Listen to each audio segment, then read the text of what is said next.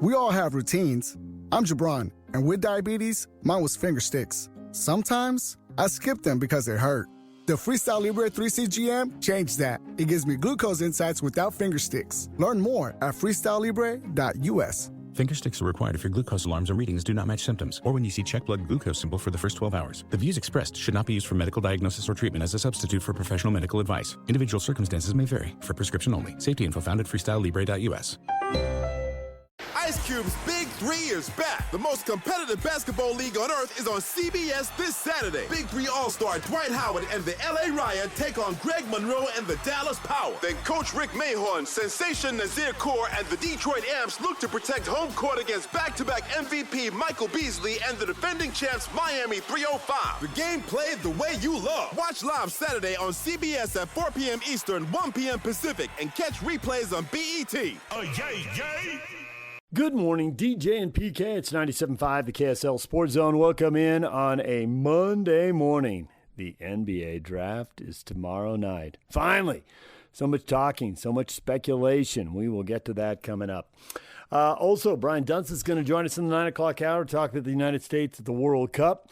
They have looked very good, winning their first two games, outscoring the opponents 6-1. I got to say, the breathless hype bugs me. They've never done this. This is the first time they... Of course, the tournament's bigger. The group games are going to be easier. They used to have one of the top 8 teams in the world in their group every single time. Now, because they're at home and they are a little better, and there's 12 groups, they don't have any of the top 20 teams in their group. They should be doing better, and they are. Can't blame them for beating the teams that are right in front of them, but the breathless hype I can do without. We'll talk with Dunny about that coming up at 9 o'clock.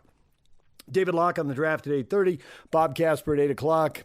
PK picked the winner in the third round. He took Wyndham Clark. Sure enough, Wyndham Clark held on.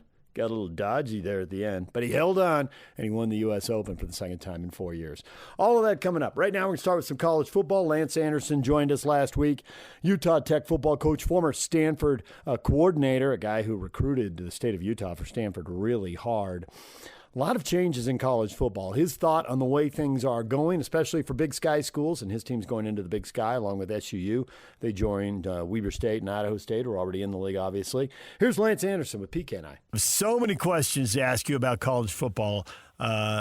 You've got interesting viewpoints because you were at Stanford for a long time, so you're one of the haves, and now you're at Utah Tech, and it's a totally different world in the Big Sky.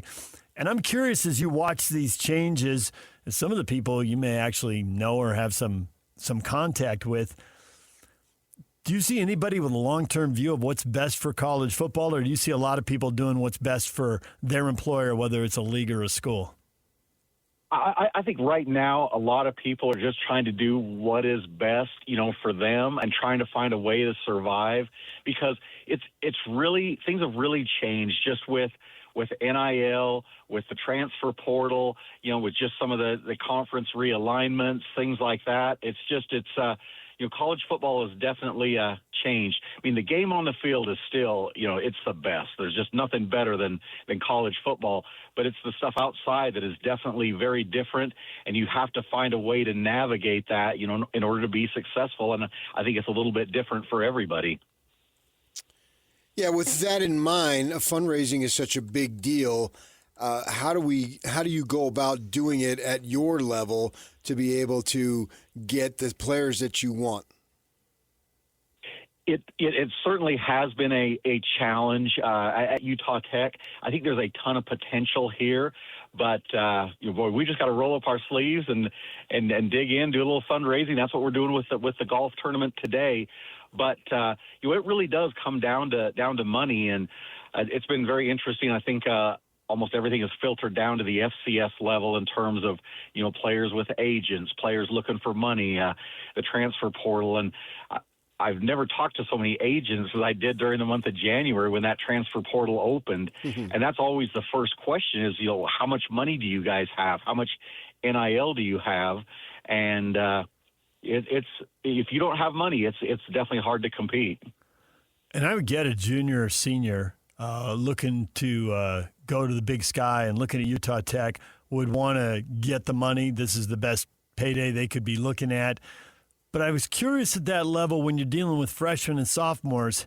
I'm sure they want the money, but how much are they interested in how much you can help them improve as a player? Because they still have a couple of years of eligibility, and we see plenty of Big Sky players go on. Scadaboo's probably the best example, but there's plenty going to the Mountain West, the Pac-12, the Big 12, the Big 10, whatever. And that seems to be important, but I don't know how much people are looking at it when they're freshmen and sophomores. Yeah, I think, if they can get something, that they want to get that. And if, things are even, then that's maybe the deciding factor. But you're exactly right. And that's the thing that we're really trying to push is the opportunity to play, the opportunity to improve, the opportunity to get better. Just knowing that, hey, if you have a guy that might play well for you for a year or two, they might move on and go to an FBS school or a Power 4 school. And I think today's day and age, you just have to embrace that and understand that's what's going to happen. And so that's a big selling point for us in recruiting is, yes, come here and help turn this program around, have an immediate impact, really put some stuff on film, and then that may allow you to get that kind of NIL deal that you're looking for and the opportunity to play at the kind of school that you would like. So that's just the day and age now, and we have to embrace that. Yeah, we've talked to other coach Eric Carrot Weber, who's starting this year. He was talking about that. Todd Phillips, basketball coach at UVU, has gone through this now several years where kids have come to his program and then they've gone on to the Power 4, Power 5 in basketball, and that's the way of the world, and that's the recruiting pitch. How much from the perspective of the kid does he buy that? Because Todd is telling us, hey, even if you're a 4-star, if you're a freshman, you might be buried. Well, you come here, you're not going to be buried. I think each kid's a little bit different, and I think they all do their research at different levels, and I think some are more realistic than others. But I think some kids are very realistic about it, and they look at like who else is on the team and where their role might be, and I think it does factor in if they feel like they could have a bigger role and bigger impact somewhere else, even though maybe the money's not as good, but. With good guidance and stuff, looking at the long-term picture, that some of them might, be willing to, I might not make as much money right now, but this is a great opportunity for me to, show my skills, come here, help this team compete for a championship, and then in the future, maybe I can capitalize on that. Your sports information director, Steve Johnson, I was talking with him a year ago, and he started listing all the schools your players had gone to. It was pretty impressive. San Jose State came in and took a guy. I think Wyoming or CSU, maybe both of them, but at least one of them came in and took a guy. How long is that list now? If someone asks that, can you just start reciting all the schools that you've sent players to? It is, and it's an impressive list. I mean, in addition to some schools you mentioned, we're talking like Washington, UCLA, Utah State. It's a number of schools, Wake Forest. And that's why you got to be excited for the kid, because you look at some of the money they're getting in terms of NIL, and it's like, wow, that's impressive. Like our tight end last year, who's our leading receiver, is at Oregon State now and got a really good NIL deal. And just the opportunity to compete at a level like that, you can't blame them for being excited about it. It's just tough for us as you develop them, you help them get to that point. You feel like they're really a focal point of what you're trying to build. And then they move on, but that's the nature of the game. And when that happens, we got to go out and replace them. September 5th, you come to Provo to play BYU. How much does that help your bank account? I think that will definitely help. Little things like that definitely help. So, but maybe not as much as we need, but it will help. But you just play one money game, right? We do. Yep. Has anyone tried to talk you into two? I've had those discussions with our athletic director. He's brought that up, and there might be, some years coming up where we might do something like that. But I think he's been pretty good about that too, understanding that, one is probably enough each year. The Big Sky is tough. A lot of good teams, top to bottom. But we'll see as we go year by year. The junior college player, it doesn't seem like that is as prominent anymore. And I know you're going to recruit Utah, you're going to recruit Nevada, you're going to recruit California, you're going to recruit Arizona. I have an Arizona background, and junior college in the Phoenix area football is all gone now. They don't even do it anymore. and that's terrible. It stinks for those kids that not have that opportunity. How does that affect you, just a junior college player at your level? Because it seems like it's not as big of a deal as it used to be. You're right. As we go out, because we've still tried to target the junior colleges, just trying to find ways where maybe we can find maybe some talent that's being overlooked a little bit. Plus, you look at the junior college kids, and I think that's a good way to replace some of these transfers that we've been talking about, where these kids have some experience. They've played in games at the college level. They should be able to jump in and play sooner. And what we found going around a lot of junior college coaches have told us the same thing, that they're not getting the same kind of traffic or interest that they did, several years ago. So I think that could be a good way for us to maybe find some guys. Now there is, there's always the academic piece of that and the eligibility piece, and we found that's been a challenge at times. But I think we can find some good junior college kids out there. We've got some on the roster. We've got a few coming in again this year that I think will really help us.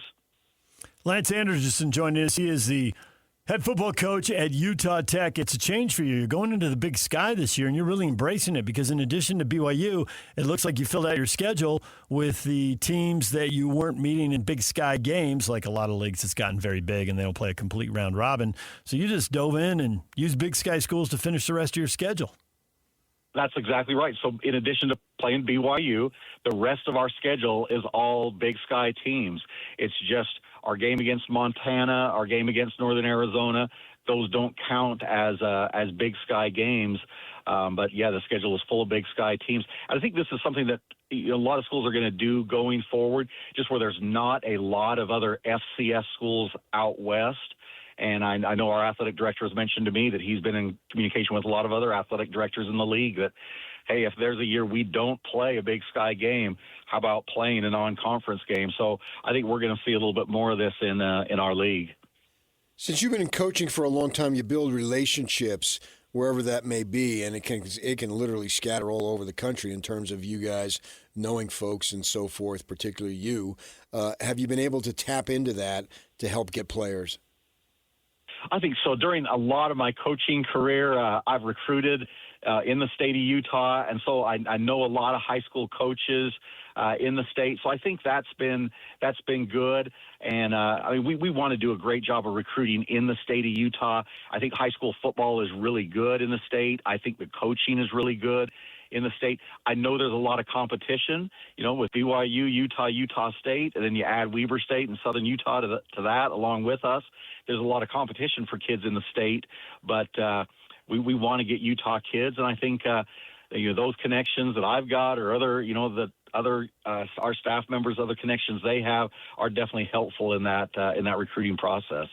Does that give you a little window into the world of NIL? Because I know there's a lot of smoke and mirrors as far as who has what, but have you been able to figure out what the range is as far as budgets in the Big Sky?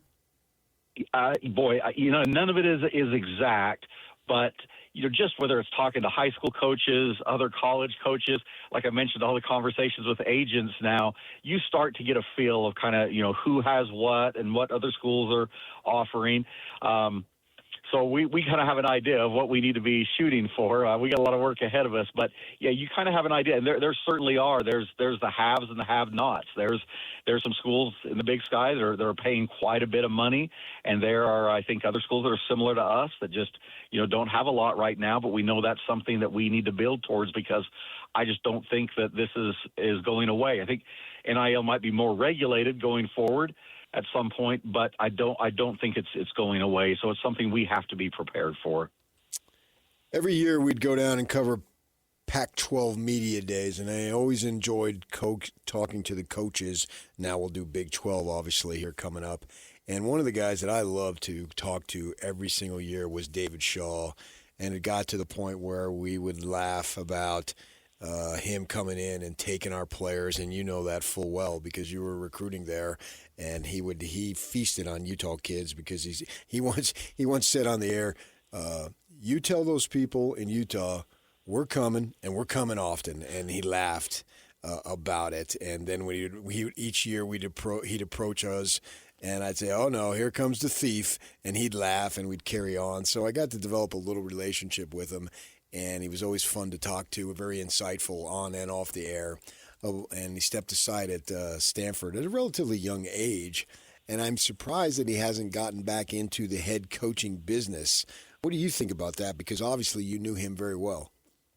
Oh, he's a great coach. I mean, what a tremendous run, we had during that time at Stanford. And Coach Shaw just did a tremendous job there. And in addition to being a very good football coach, he's a very good person. I have learned so much from him and learned so much of, how you go about things, how you treat people, just how important it is just to do the right thing, no matter how hard that might be.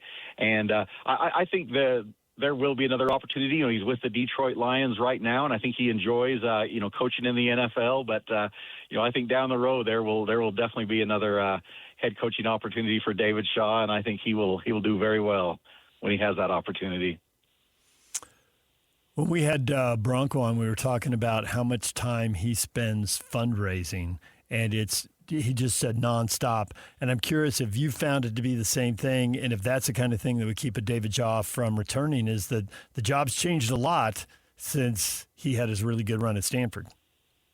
Yeah, I think for David, just, some of our conversations, and I think that's why he decided to step away when he did.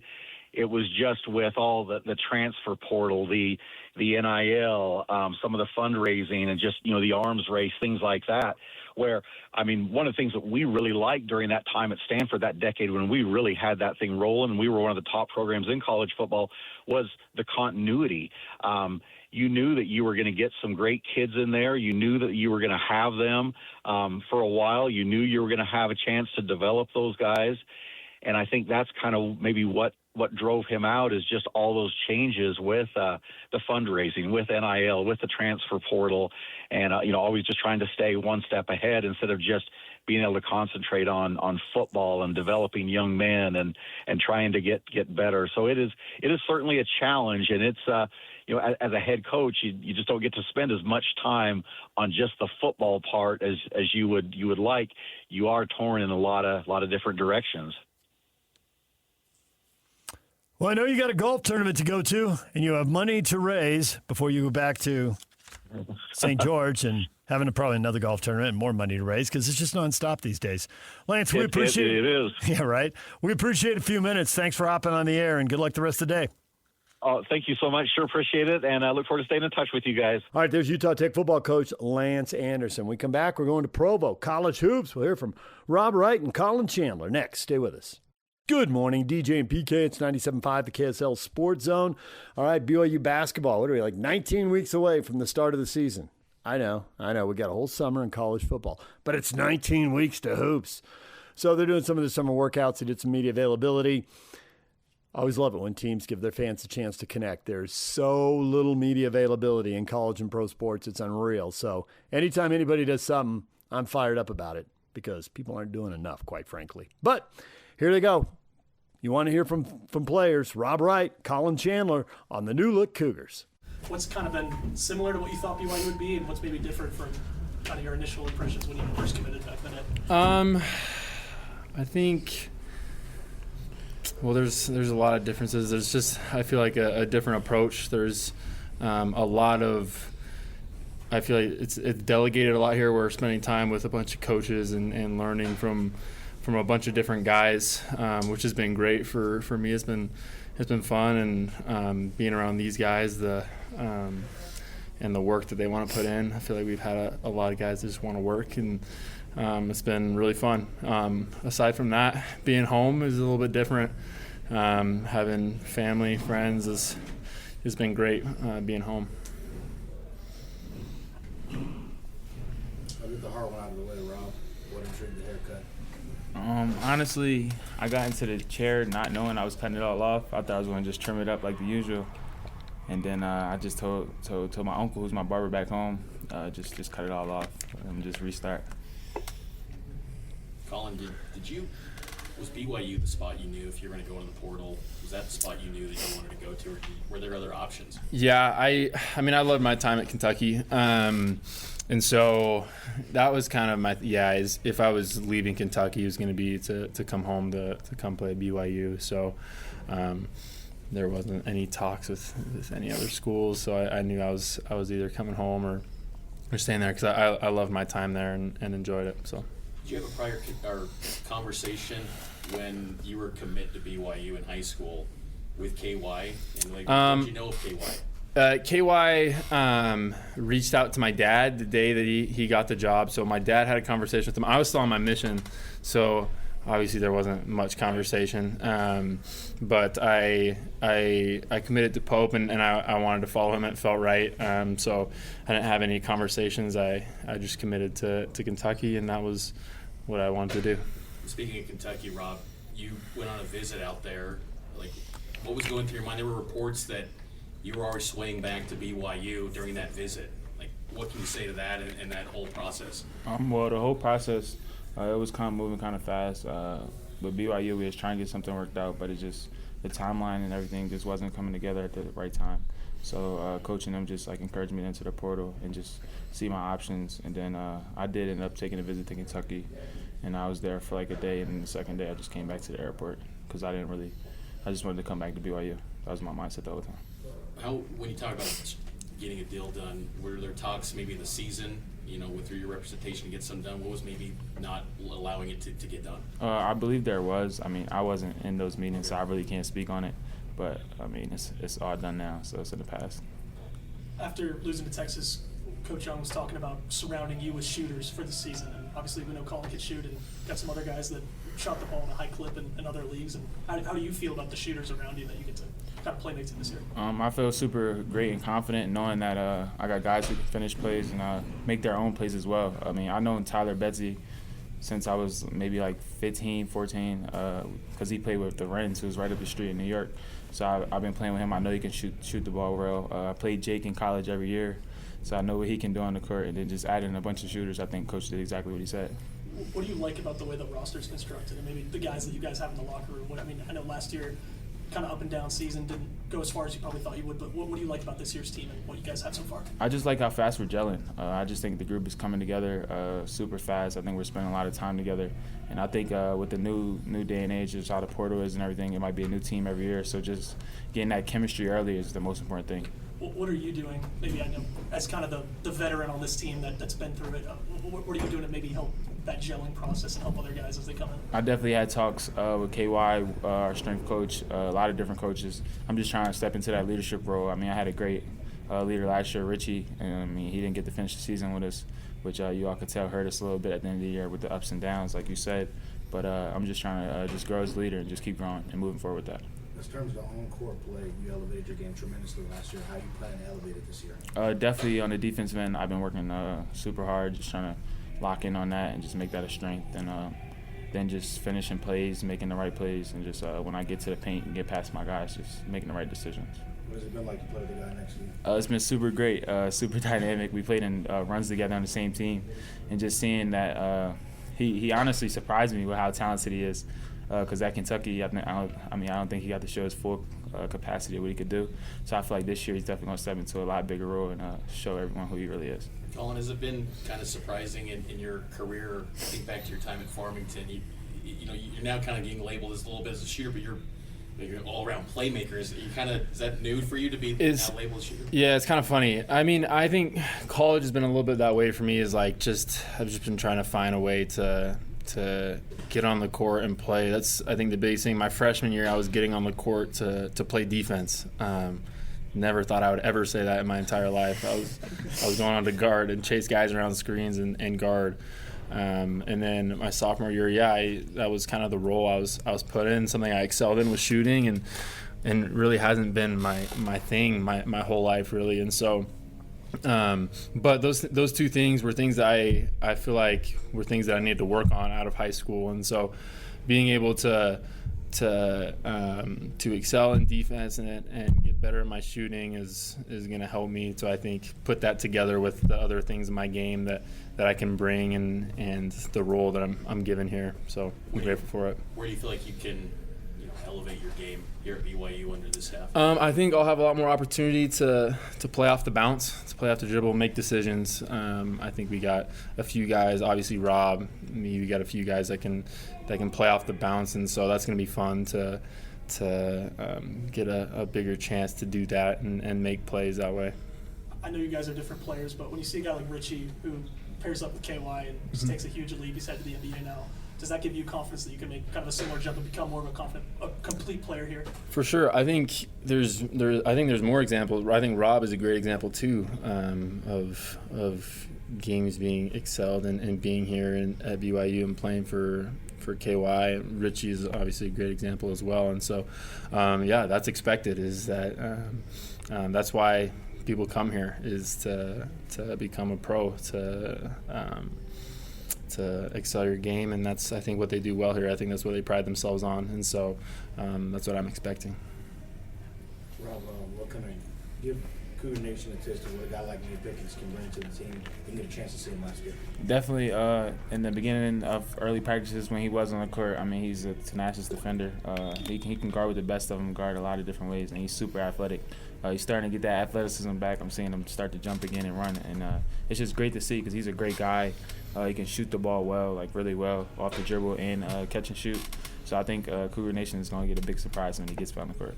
Has Dean Boot been, is his face just everywhere? You saw like the fans, Rob and Collin, you probably maybe seen the video just when you beat Iowa State and then everybody just comes down. Like, what is it like having him and how people just gravitate towards him? It's just great. I mean, I think every great team needs an energy guy, and he's for sure going to be that guy every single day. Rob, how beneficial has it been to have a second year where you're at the same place, the comfort level, it's not learning a new environment?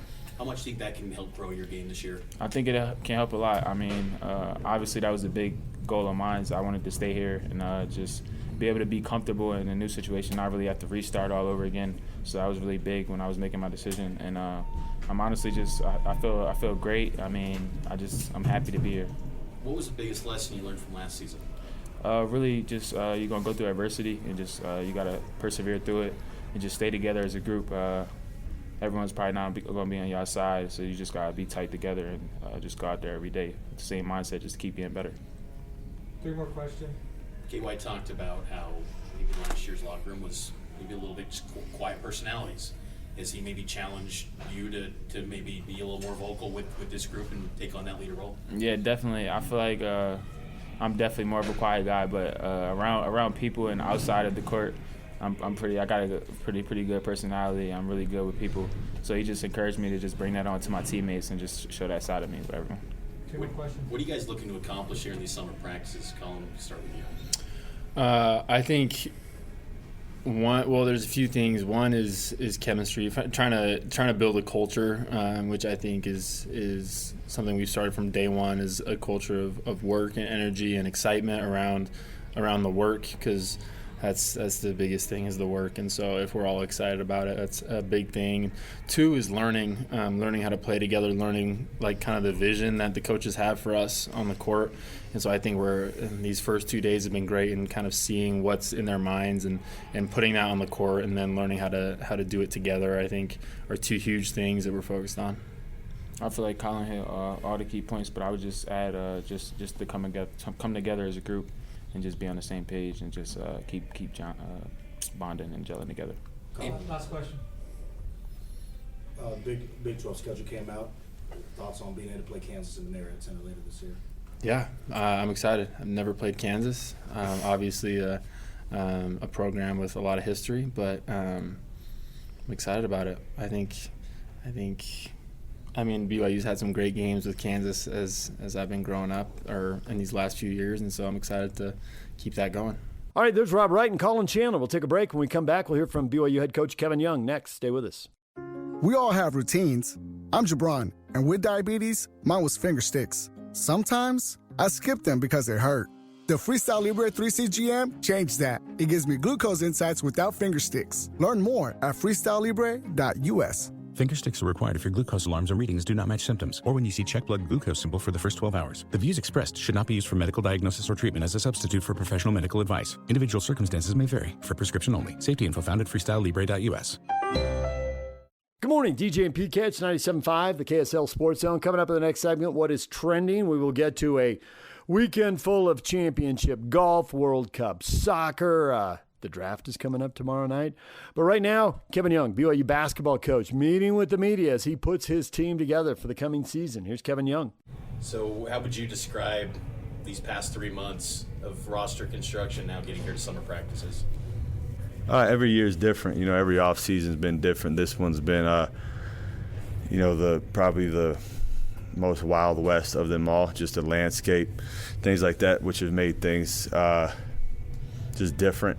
But in terms of where we've landed on things, I really like the guys we've brought in, just in terms of their character, how they fit into the program. Just the team chemistry is really building from the guys we've brought in. So. I feel good about it. And I'll just hit it right out of the head because I get asked it every day, anywhere I'm at. The big situation, we've been in lockstep with one specific guy for a while.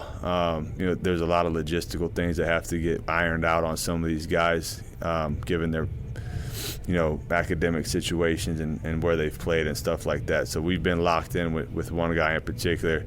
Can't really say too much about it. And then there's also other things that are going on as well. So I appreciate the enthusiasm of the fan base in terms of wanting to have interest in the roster.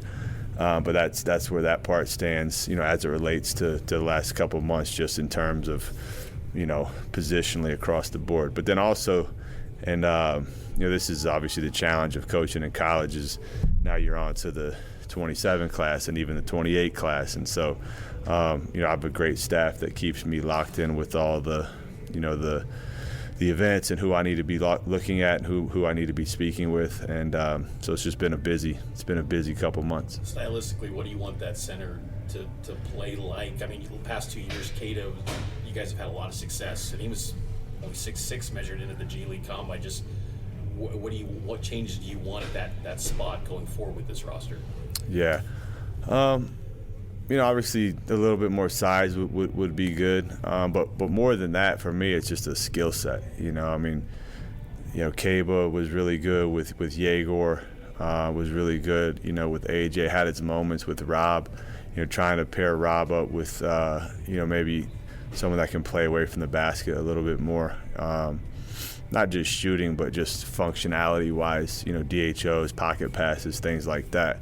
But then still be able to be a lob threat. And obviously, we've been going after something very specific at that position. So we've casted a very wide net there and looked at a lot of different things. And so I think there just quite frankly has been some misreporting on who we're actually involved with and who we're not and stuff like that. So like I said, I feel good about where we're at in the process, and we feel like we've identified the type of player that we want to pair, not just with Rob, but with this group in general. And so, like I said yesterday, I hope that in short order there's some stuff that we can get out there at some point.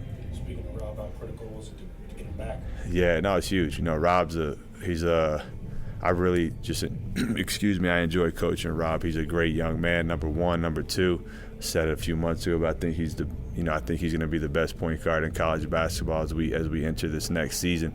With his experience, I really was impressed with his level of improvement from his freshman year to his sophomore year, particularly in our style of play. I think he's really matured. I think he's primed to take on just a bigger role across the spectrum of our team. And that doesn't necessarily mean, scoring, just playmaking, leadership, defense. He's a guy I think that's really ready to make a big jump. So we couldn't have been more thrilled to get him back. And there was a lot of nonsense, honestly, that was going on with all that. And a lot of it is just a byproduct of the way that the system is set up at the moment. So I'm just glad he's here. After the tournament, you talked about wanting to surround Rob with more shooting, bringing guys like Chandler and Betsy. How do you feel about maybe the shot-making ability of this year's team? I feel great about it. I think, on paper anyway, it'll be our most prolific, shooting team across the spectrum of all the positions. so feel good about it. Now it's just a matter of trying to implement a style of play and shot quality and shot selection that we care about. But, I think we have some really high-level shooting out there that should really allow us to play in a really open floor. When Chandler did go into the portal, what about his game, his skill set? What did you guys like about them bringing him in? Yeah, I mean, he's a guy, that can do a lot of things offensively. I think just naturally he's going to get compared to Richie. I think they have some similarities in the fact they're both prolific shooters. But I think what intrigued me about Collin was his ability to, play with the ball in his hands as a playmaker. I think he's a really good passer. I think that he can, do some things creation-wise that interest me. But just the playmaking on top of the shooting. Now, he's not obviously the rebounder that Richie was, so they have some differences. But, that playmaking combined with the shooting was really where we got excited. How many of the 15 roster spots do you plan to fill? All of them. All of them? So there's still a lot of work then, through the portal or international? Like, what avenues are you looking at to fill those spots? Yeah, I mean, we've looked at everything. I think the portal versus international, you just kind of, what are you looking for, stylistically? And it's big on just team building. So it doesn't really matter for me if it comes out of the portal or it comes out from the international ranks. Obviously, we have good relationships with people, overseas and whatnot. So we're looking at all avenues. You bring up team building. You guys recently went to, down to Arizona. What inspired that and how was that kind of team bonding experience to bring this group close? Yeah, it was one of the coolest trips I've personally ever been on. We went down to Havasupai, did some clinics and so forth with some little kids and stuff in two of the tribes down there, in the Wallapai tribe and the Havasupai tribe. Was pretty remarkable. They love basketball, which was awesome. And then just the setting down there, it blew my mind. I don't know if you guys are familiar with it, but get on Google after this. It's pretty cool. So it was great, man. Guys had a good time.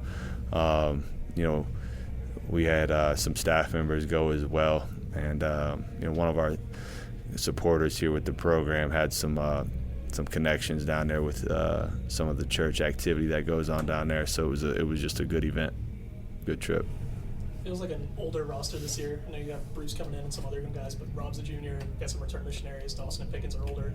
Does that kind of veteran dynamic, does that bring you more confidence as a coach with what you guys are trying to do this year? Well, I mean, I like the blend, having the some older guys that can show the younger guys the ropes. They have some experience, and not just experience at high levels. You got guys coming in from Kentucky, Clemson, Syracuse. They've been in battles, so I do like the sort of battle-tested nature of a lot of the guys, including Rob. But yeah, it does give me confidence, even when you're doing summer workouts. There's just a little bit more. I think one, leadership, and then two, there's just more know-how out there, which you don't have to spend as much time on some of the small things. They kind of some of them have a pretty good feel for what they're doing already. I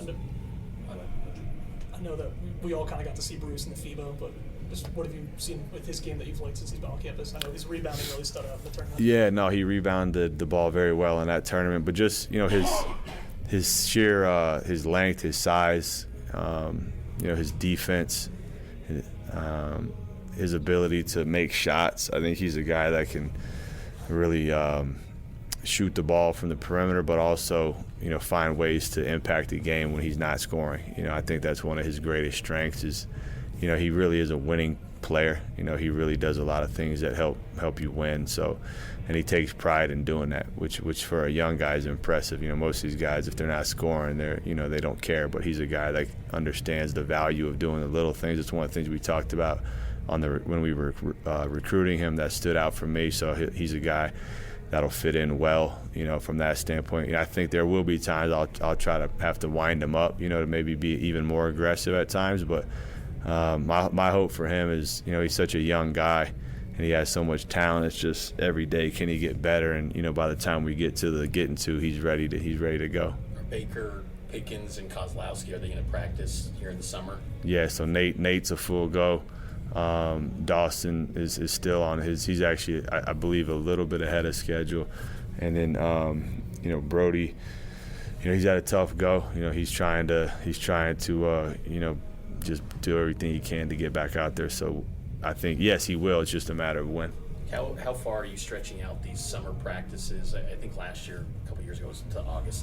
What's kind of maybe the schedule and cadence you want to set this structure this? Yeah, so we're not going every week. There's a couple breaks in between for different calendar reasons, but we'll get done. I think a couple weeks before school start, and then give them that time off. And I'm still honestly learning about how to do the summer stuff. I think it's tricky because it's like middle of June, and you don't want to go too crazy with what you're doing. I just think from a mental freshness standpoint, I think my first year I did way too much, and one big thing I'm trying to do this go around is just the encore stuff is super important, but how do you fast track a team in this era of just the portal, and where you get new guys every year, and these guys don't really know each other, and you expect them to play for each other and that kind of thing. So it's being super mindful of the togetherness and maybe doing some things outside the box that allow the group to come together. For me, that's just as important as anything we'll try to do this summer. Was that a big lesson you learned last season?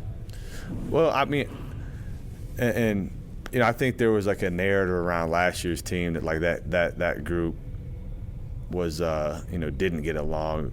I wouldn't say get along, but just there wasn't as much cohesiveness.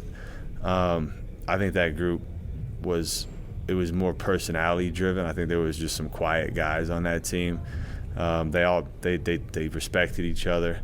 But in terms of learning from last season, I think I didn't do enough. That I should have done more to proactively do things to try to help the group just get to know each other better, right? I think they were all good guys and cared about each other, but again, you just have to find ways, I think, to fast track the togetherness. I was talking with a few coaches this weekend on the recruiting trail about that topic. So I think every team kind of goes through it. It seems like this.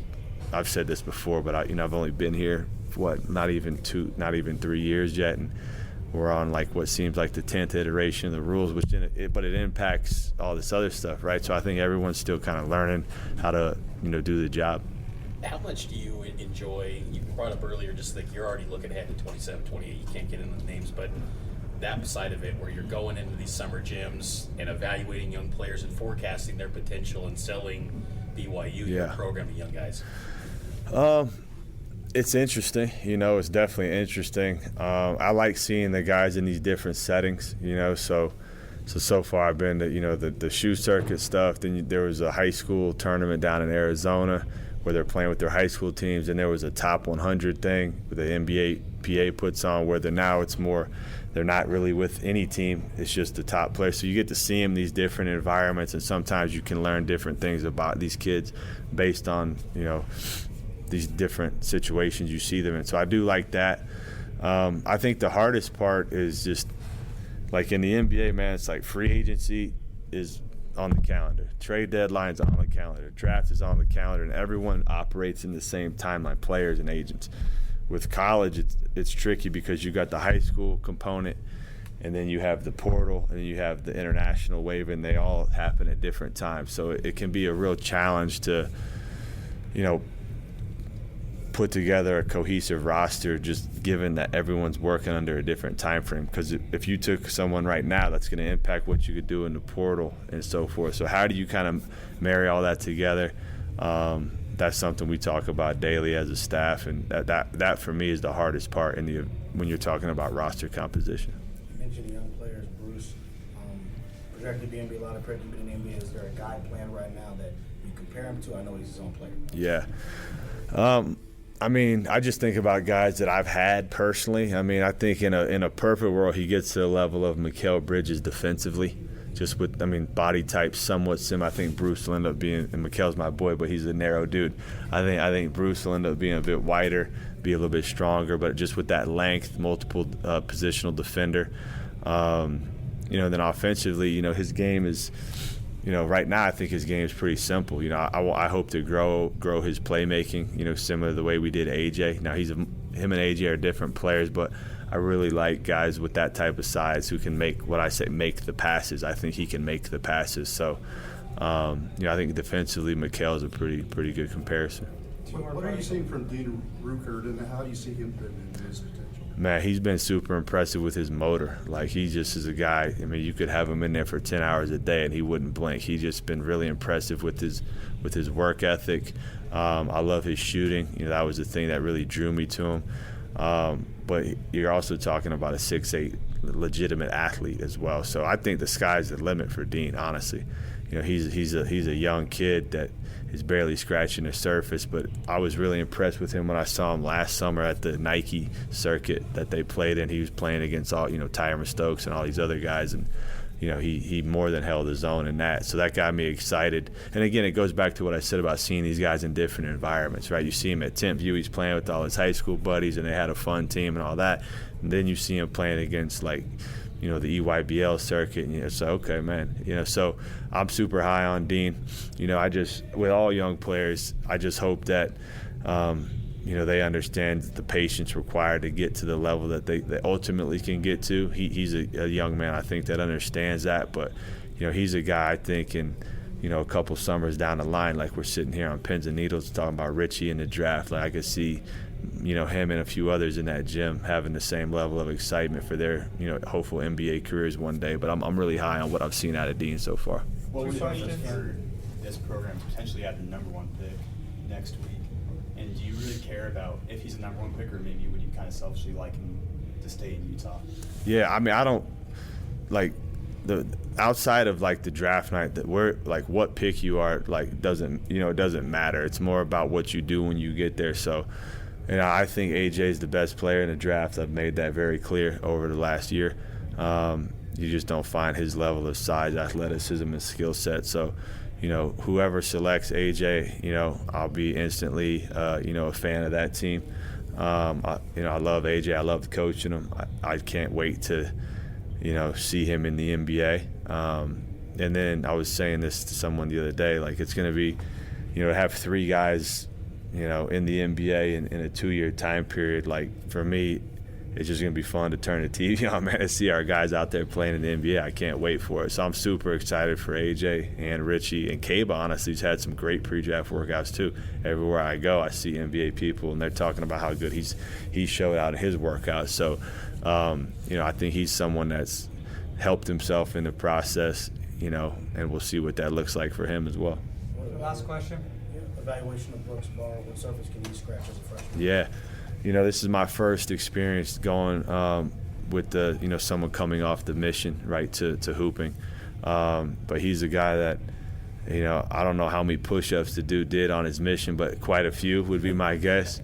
He's in really good shape physically, but, just getting his legs back under him, but what I've seen out of him, he's a tough kid. Bro, he's bigger. Usually guys are smaller than when they show up. He's bigger than I thought. So is Tyler Betsy. He's bigger than I thought too. But great build. He's got that attitude that you like. Where he got a chip on his shoulder, which is right up my alley.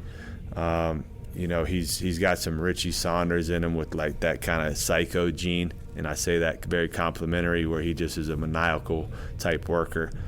So the real challenge for Brooks is, just not trying to do it all at once. I think the first week here, he had a little injury on his hand or something. It's like, hey man, just take your time. But he's chomping at the bit. But he's going to help us because he's a super competitive kid. I think he's got the physicality to do well in our league.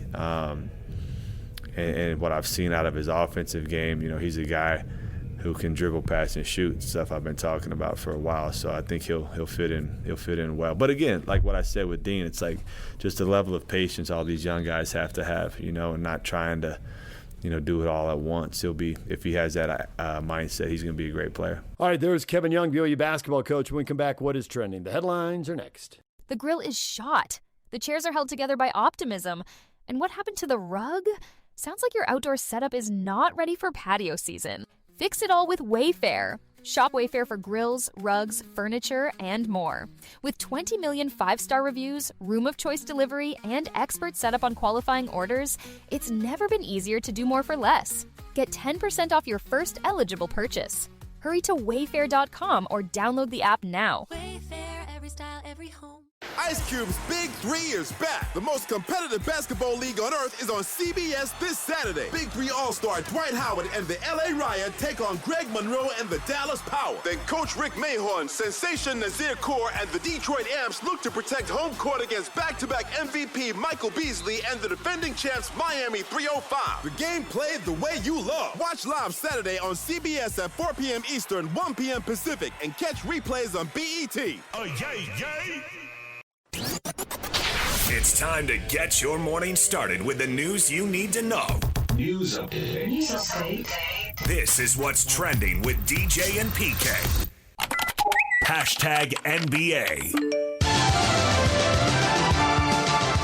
I didn't work out for none. I just visited the cities. Take me to the facility. They take me to, dinner, talk. I don't got to work out. Yeah, they know what I can do. That's AJ Jabonsa. Draft preparation. The draft is almost here. Its first round is tomorrow night. Second round Wednesday night. PK, we've been talking about it forever. Is there anything left to say? You're working your sources. You know something new? Observe something new, perhaps? Or is it just, let's get to the finish line already? Yeah, I think that the work is winding down, and now it's time to come to a decision. AJ not working out, it's no big deal. They know what he can do, but I don't think they do know what he can do because he hasn't done it. But from his perspective, what they're drafting on is potential. And so from potential, you really don't know what it's going to be. There's rare exceptions, and I don't think he's one of them. I don't think anybody in this draft is one of them where you can count on a LeBron or whomever it might be to be as good as you anticipate, maybe even better. We're not really sure. We know that there's all sorts of talent in this individual. There's no question about that. But I don't have any problem with him not working out because what were they going to discover? It wasn't going to be an NBA game. It wasn't going to be pressure situations and all that stuff. So it's really no big deal. And we've got the next, 24 plus whatever 615 equals from now, which I'm not going to try to add that up. That's where you come in. You do the little things. I don't. I'm not a little things guy. I'm big things. So what do you got? 35 hours. I knew you'd do it. You're welcome. I know you do it well. Very predictable. That's how you win. You got to do the little things. Some coach told me 75,000 times. Yeah, because they're supposed to, because it says it in the manual. Right? Talent's going to win. Yeah. Try to have someone who does the big things, too. Helps to have LeBron. You can set the best screens in the world, but have LeBron coming off those screens. I mean, Rick the Pick. He was just Rick the Pick. Oklahoma City Thunder trade guard Aaron Wiggins to the Hawks in exchange for 2 future second-round picks. The move will say Oklahoma City saved them more than $61 million on their luxury tax bill. Wiggins makes about $9 million. They've got to cut. Well, it depends on whether they're getting down to the luxury tax, the first apron or the second apron, but they're going to cut $30, $40, or $50 million, and that's a little less than $10 million they cut there, and it saves $61. So, do you think our percentage of our listeners knows what the first apron is, what the second apron is? They just know teams are going to hack away at their roster and get down there and save a lot of money because it's about the money. Well, why wouldn't you save on Aaron Wiggins? Who the crap is he? And they've got a half dozen guys on player options, so they can make some more moves here. Lou Dort, one of the bigger names. Hartenstein also in player option this year. Glad we're up to date on the payroll of the Oklahoma City Thunder. Well, second or third best team in basketball, champs a year ago. And if they're going to start Aaron Wiggins is not going to determine who, right? Where they. I finish. get it, and that's why it's their first move. But there'll be more moves to come, and they might have to let some talent go. And who gets it? Does your team get it, or does a team you were planning on passing in the standings or beating in the playoffs get that player? If the Jazz got Aaron Wiggins, I wouldn't even mention it. Hawks also agreed to terms to retain veteran guard C.J. McCollum. He gets 1 year and $21 million. And the Suns holding on to 2 of their guards. They come to terms with Collin Gillespie, 4 years, $48 million, and Jordan Goodwin, 3 years, $19 million. Memphis Grizzlies guard Kentavious Caldwell-Pope looked around, decided to exercise his $21 million player option, so he'll make $21.5 million next year and stay with the Grizzlies. Well, we'll see about that, but for now anyway. DJ and PK. Hashtag NFL. That was your breaking news right there. Oh, breaking news. ESPN's reporting that Giannis Antetokounmpo's trade will be coming before the NBA draft tomorrow, a.k.a. in the next 35 hours, PK. I mean, no offense to Alan Wiggins, but that's a little bigger news. I was waiting for you to look. Guys who do the big things. The NFL news, the Tennessee Titans gave standout defensive tackle Jeffrey Simmons 3 years and $105 million, $100 million of it guaranteed. He was first-team All-Pro last year, a career-high 11 sacks. As they try to rebuild, the guy who can cause havoc in the middle of the D-line is very valuable. Cincinnati Bengals quarterback Joe Burrow says the vibe around the Bengals feels similar to the vibe he felt in LSU before they went undefeated and won the national title in 2019. I'm so excited to get started and get moving. I feel like there's so much greatness we'll be able to achieve this year. I'm just excited to get going. First step is to be a playoff team again before they become a Super Bowl or champion team. Maybe they could do it all at once. It happens occasionally. You buy the Bengals? They have spent money on their defense, which was bottom of the barrel. This is what he's been talking about the whole offseason. Yep. So let's get to the season. DJ and PK. Hashtag college football. Big 12 has yet to withdraw the lawsuit it filed in federal court against Texas Tech. Plans to slow play the situation. There's still questions about former Texas Tech quarterback Brendan Sorsby's NFL future and any possible legal retribution following these decisions. A Big 12 athletic director said the conference could still consider some punitive damages for Texas Tech. The source says it wasn't necessarily a case of trying to punish them, but some would like to hold the school responsible for the fees that resulted from the legal squabble.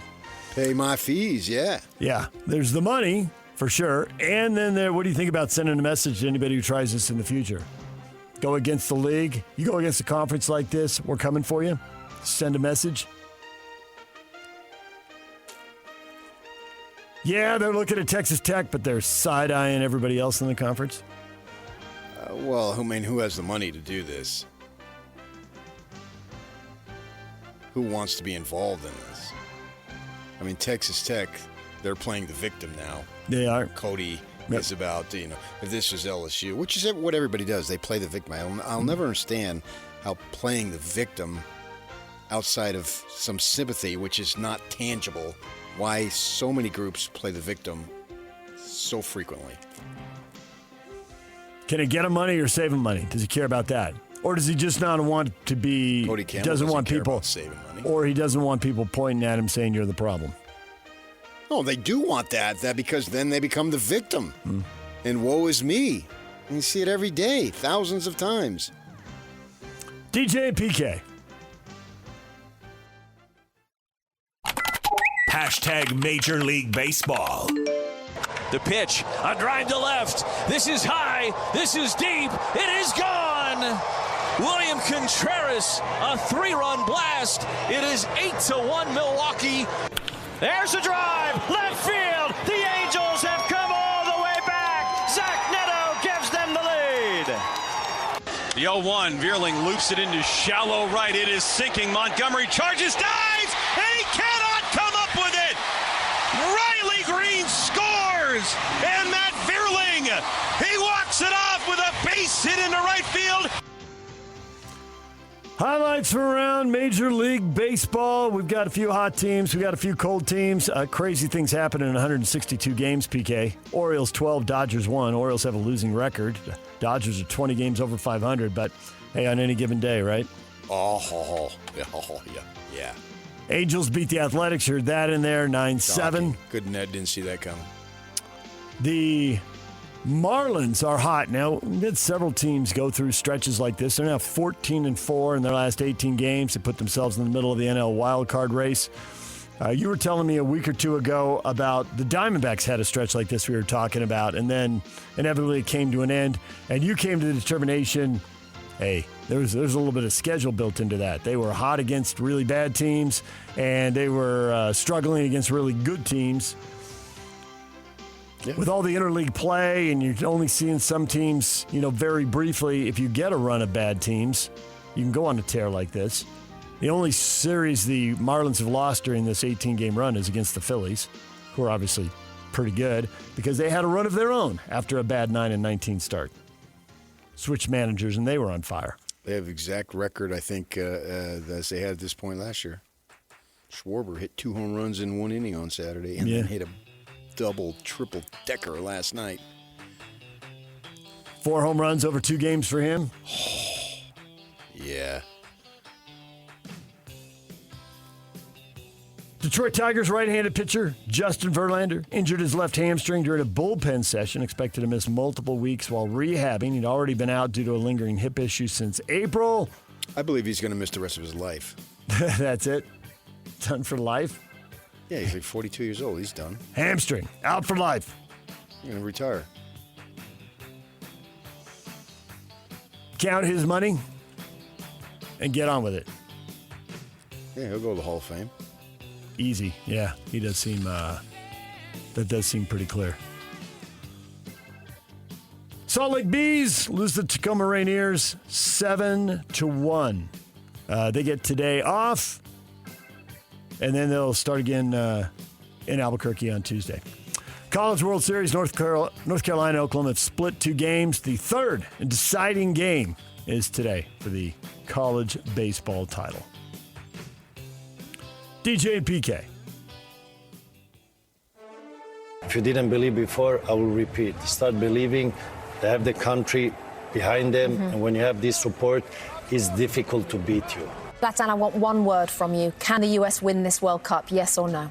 Yes. Okay, Zlatan has spoken. Zlatan has spoken. U.S. has won their group. They've won their first 2 games, combined score of 6-1. They haven't played any of the top 20 teams in the world, but they've clobbered the 2 teams that were in front of them. Brian Dunseth will be here at 9 o'clock. We'll play that little Zlatan bite right there and see if he thinks the U.S. is really that good. Their last game in group play is coming up Thursday. Who's that? Who's that guy? Zlatan Ibrahimovic. Played for L.A., played all over the world, World Cups, big-time goal scorer, huge personality. Okay. Spain recovered after picking up just 1 point in their opener. They shut out Saudi Arabia, scored 3 of their 4 goals in the first 30 minutes. They looked like the favorites in the tournament that many people believe they are. So they won big. Messi and Argentina playing Austria today. France, another team expected to go deep in the tournament and play Iraq today.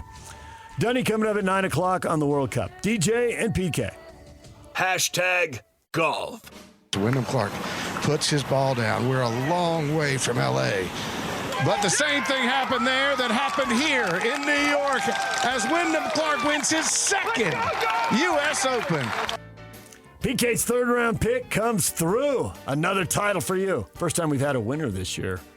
Bob and I haven't been able to win anything. We'd all whiffed on the Masters and the PGA, and you come through with the U.S. Open. Wyndham Clark holding on there. Big birdie at 16, massive putt. Needed it when he bogeyed 17, and he holds on with a par at 18. Yeah, and I haven't even chosen Scheffler and McIlroy. It was something that, wow, the pressure that must be on these guys. And obviously he's not a fan favorite, and he was being heckled and all that stuff. He had to deal with that, get in the head, and golf is a mental game to begin with because there's so much downtime in between the 20 seconds that it takes you to hit a shot. When he stepped back at 16 and then missed that putt, once he stepped back, you're thinking, oh my gosh, this is going to be trouble. But then, fortunately, he made that huge birdie, which was, I think I said 16, I think it's 17. But he had made that birdie that gave him a little cushion there. He obviously needed it. And Sam Burns was just charging, and then he misses his birdie on 18 by a fraction of an inch, which you never know. You can't assume that everything would have played out. Right. But in the moment, it would have put him as a tie for a lead. That's a fact. That would have put him at a tie for the lead. And then momentum and pressure and what would happen from there. Yes. He had a decent birdie opportunity at 17, too, after making one at he made one at 16, didn't he? Yeah, but he was a little short on that one. Yeah. It was another great tournament. It was such a big lead. I was just like, there's no drama, and this isn't fun. And then you turn it on like, oh, we're having drama. Here it goes. I mean, but you never know, right? I didn't think that it was such a big lead. I didn't see it because of the pressure that's involved. To see that how a guy's going to hold up, because it means so much. It literally brings you to your knees. Yep. We saw that with Burns. Literally brought him to his knees. Yeah, and there were other guys who went to their knees when they missed. I mean, it's just... Well, he missed too. Yep. That's what I'm talking about. That was the one I'm speaking of. He missed, and it brought him to his knees. He had the 6-shot lead, but it was down to 3 with about 6 to go, and the drama was pretty intense there. Zach Blair finished tied for 32nd at 6 over par. Bob Casper will join us at 8 o'clock, and we'll talk golf with him then. DJ and PK. Hashtag NHL. Oh, the brothers are together. Brady and Matthew. The Ottawa Senators sending Brady Tkachuk to the Panthers for 2 first-round picks in this week's draft and a top 10 protected 2029 first-round pick and a 2027 second-round pick. So, Florida, win now mode. Giving up those 2 first-round picks to Ottawa. DJ PK, that is what is trending. There are your headlines. Bob Casper at 8, David Locke at 8:30. On the NBA draft, Brian Dunseth at 9 o'clock. That is all ahead. What is trending is brought to you by Shamrock Plumbing. There's no job too big or too small. Get the personal touch with Shamrock Plumbing. Coming up, the question of the day, all about tomorrow night's drafts. Stay with us. 3, 2, 1. This is Scotty G and Coach Tim LeCoux. He is the president of basketball operations for the Utah Jazz. Austin Ainge, kind enough to join us. Can you go anywhere without anybody trying to say, hey, Austin, just between you and me, just, come on. Oh, everywhere I walk, people ask, but we don't tell anybody. I don't tell my wife. I don't tell I don't tell some of the people on my staff that I work with every day where I'm leaning. Like, on top of the competitive advantages and the trades that could kill and some of the other things that would harm, there's huge betting markets now. And that's true. Some guy I play golf with makes $500,000 on who the draft is, and then the FBI's knocking on my door. We can't be having that. No. We don't want any of that. No. And that may be in the news right now, so you want to avoid that for sure. Catch Scotty G and Coach weekdays from 10 to 2. Presented by Mountain Land Supply on 97.5, the KSL Sports Zone. Ice Cube's Big 3 is back. The most competitive basketball league on earth is on CBS this Saturday. Big 3 All-Star Dwight Howard and the LA Riot take on Greg Monroe and the Dallas Power. Then Coach Rick Mahorn, Sensation Nazir Kaur, and the Detroit Amps look to protect home court against back-to-back MVP Michael Beasley and the defending champs Miami 305. The game played the way you love. Watch live Saturday on CBS at 4 p.m. Eastern, 1 p.m. Pacific, and catch replays on BET. Oh, yay! Join Jake and Ben at JCW's in South Jordan for the NBA Draft Roundtable Tuesday from 2 to 6 at 10660 South Riverfront Parkway. I think Ben will actually be in New York, join the rest of us. You and I will be there from 4 to 6 with Jake. All hands on deck for the NBA Draft, which brings us to the question of the morning. Draft week is here. What is your gut instinct? Zachary goes for a shocker. Washington shocks the world and drafts Cam Boozer, and the Jazz get to pick between AJ and DP. It's possible. Not probable, but I think it's possible. And the funny thing about it is, you talk about all these analytics, and every fourth pick has a 37.5.4567 chance to be a all-star because that's what everything has ever showed, blah, blah, blah. And off the bounce on Tuesdays, they shoot 72% if they're playing a team that sucks on a back-to-back. And all these, you can analytic yourself to death, and then it comes down to gut instinct. Because all that matters for all those trends and history and all that is, but does this guy do it? Is he one of the 37%, or is he one of the 63? And all the guys who do all of the analytics and all, they don't ever have to make the final call. No. There are people who do that, and then they hand that all over. Yes. And then every GM / president of basketball operations or whatever the title du jour is, they sit there, and then they have to make the call. In the moment of truth, it comes right down to who and what do you think? Not exclusive. Well, the analytics say this is a math equation. And you just do the algebra thing that I sucked on and cheated my way through high school to be able to pass. You just go and do that, and this is the result. And it's the result every single time. It never changes. It's always the right answer. But it isn't. As you pointed out, it's only the result 37% of the time. So that's what's great about it, is ultimately this is what it'll come down to. Trevor, I think everything has been smoke and rumor. I believe AJ is going first, and Peterson will go second. Okay. That is Trevor's gut. But, it's smoke and mirror. I mean, smoke and rumor. I mean, what rumors? Who's going to go first or who's going to go second? Yeah, those rumors. Those are the rumors. I don't think they're really rumors. Boozer going first would be a shocker. There really aren't that many Boozer goes first rumors, are there? No, but these are the same people, essentially not literally the same people, but the same group of people who thought Kwame Brown should go first, who thought Anthony Bennett should go first, who thought Markelle Fultz should go first. Yeah, all true. All true. Yeah. And because they can just make any decision they want, there's no reason to guarantee they won't make an unexpected decision. A shocker. And what's funny about this draft is, it's been ballyhooed and talked about, and there's all these stars, but yet we don't have a consensus. And is that really what you want? Like Dallas last year, the second they won the draft. Cooper Flag. Yeah. Yeah. Consensus number one. And I would rather be in that position if I were the Washington Wizards. Oh, yeah. Because there are, to your point about there's one person who has to make the call. And when you hear this, you'll hear a lot of people, and we've heard it from the Jazz over the years with different groups. I don't think we've heard it so much with this one. Well, we talk about it, and we get a consensus. Well, if you can get a consensus, that's great. And when Cooper Flag is number one, it's easier to get a consensus. I think it's imperative. It's not just great. It's what I would absolutely 100% want. But you can't always get a consensus. Because my point is, are they really that good then? When there is a consensus? No, when there's not. No, when there's not. Because when there is, they usually are. They aren't that good, yeah. Big Vic was consensus number one. Yeah. And Flag was himself. Yep. And so is it really, this draft is just incredible? There are a lot of guys who could be good.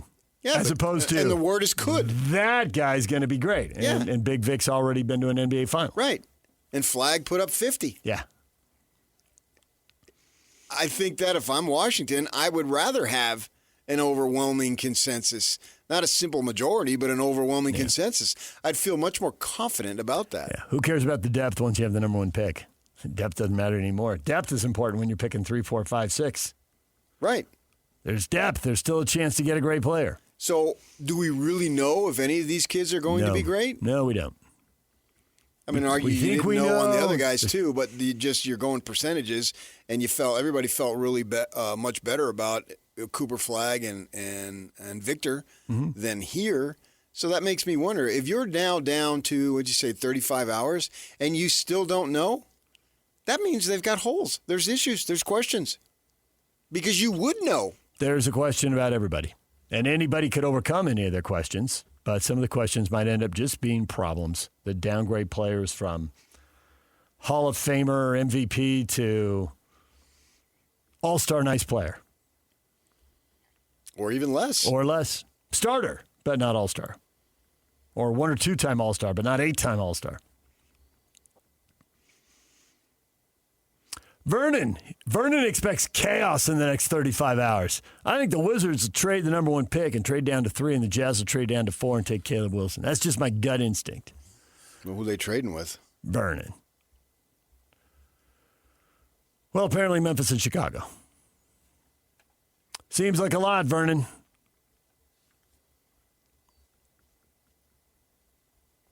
Travis, Peterson has Fultz written all over him. The Jazz need to do what they can to get A.J. Jazz have always struggled keeping and retaining talent in free agency. Why not go all in for someone who loves Utah? Loves Utah. Jazz have always struggled. Well, not always. I mean, there are a lot of high-profile examples of guys who left, that's for sure. But there's also some high-profile guys who stayed. Well, what? There's 2 guys who left and 2 guys stayed, so we're even. And the 2 guys who stayed were way better than the 2 guys who left. Oh, you could say a 3rd guy left and a 4th guy was going to leave, but they traded him first. If you want to go back to Boozer and D. Will, which I think a lot of fans do. Are they that type of talent?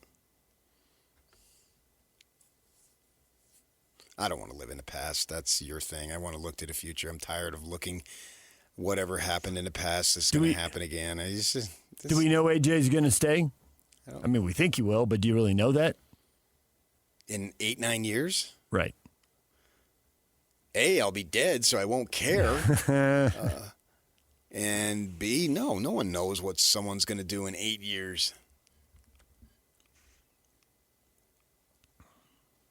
Who knows? Especially those, that group. AJ's a teenager. So from 19 to 27. How much did any of us change? I had changed states. Wasn't even living in the place I thought I'd live the rest of my life. And then a few years later, I changed states again. So, no, you've got no clue. I don't think you can take someone because you perceive he likes it here. Agreed. A lot of factors will go into that free agency decision when that time comes, and that time is way off. Because no one stays in their current spot as a professional athlete because they like it there when they're single and kids don't factor into it and so forth and so on. And there was a time, just to use the headline you had me reading off the TV screen in the last segment with Giannis, and there's supposed to be a trade before the draft. Giannis was really happy in Milwaukee until he wasn't. So, you how like do you that know? line. Situations change. I do like that line. Situations change, and they change for him. I don't think he's it's not happy in Milwaukee. It's happy with Milwaukee. With Milwaukee. So that's 2 different things. So that's what the thing about who has any idea what the team is going to look like. You speak of Milwaukee, Doc Rivers coming out of retirement because he thought it was a great situation. Well, it turned out to be an awful situation. And he couldn't wait to get out. That didn't work. Right. That didn't come close to working. Right. So you don't really know what appears to be on its surface to be an excellent situation. And that's a short time. That's like over a 2-year period. That is a short time. Yeah. We're talking a much longer time. Right. I mean, if you, just to use Giannis from today and you go back 8 years, he hasn't won the title yet. There's questions about, will he? And ultimately they do. And then they think they have a shot to win another one, but they never really get that close. You have to take this as a cold-hearted, cold-blooded business. And that means you can have relationships with these guys, but if they can't help you win to the objective, to the level that you want, then you get rid of them. And it doesn't matter whether you like them, whether you dislike them, or any of that stuff. You can't get involved in that. And you can't take someone because you think, oh, he's comfortable here. You take someone with the second pick because he's an absolute baller. That's why. And he's going to be a foundation piece for as long as we want him. Or if he wants to leave after almost a decade, those are the rules. So what? I mean, Gordon Hayward, so what? Darren Williams, so what? Carlos Boozer, so what? You didn't win anything with him, and so where are you without him? Let him go. Go get other people. This is not a business for the faint of heart. This is something that, what can you do for me? These guys are transactional, every single one of them. Fact. And the statues, we can praise them, and that's great and all, and that's a fairy tale thing. But if they weren't that good, they would have jettisoned them too. True story. Yeah.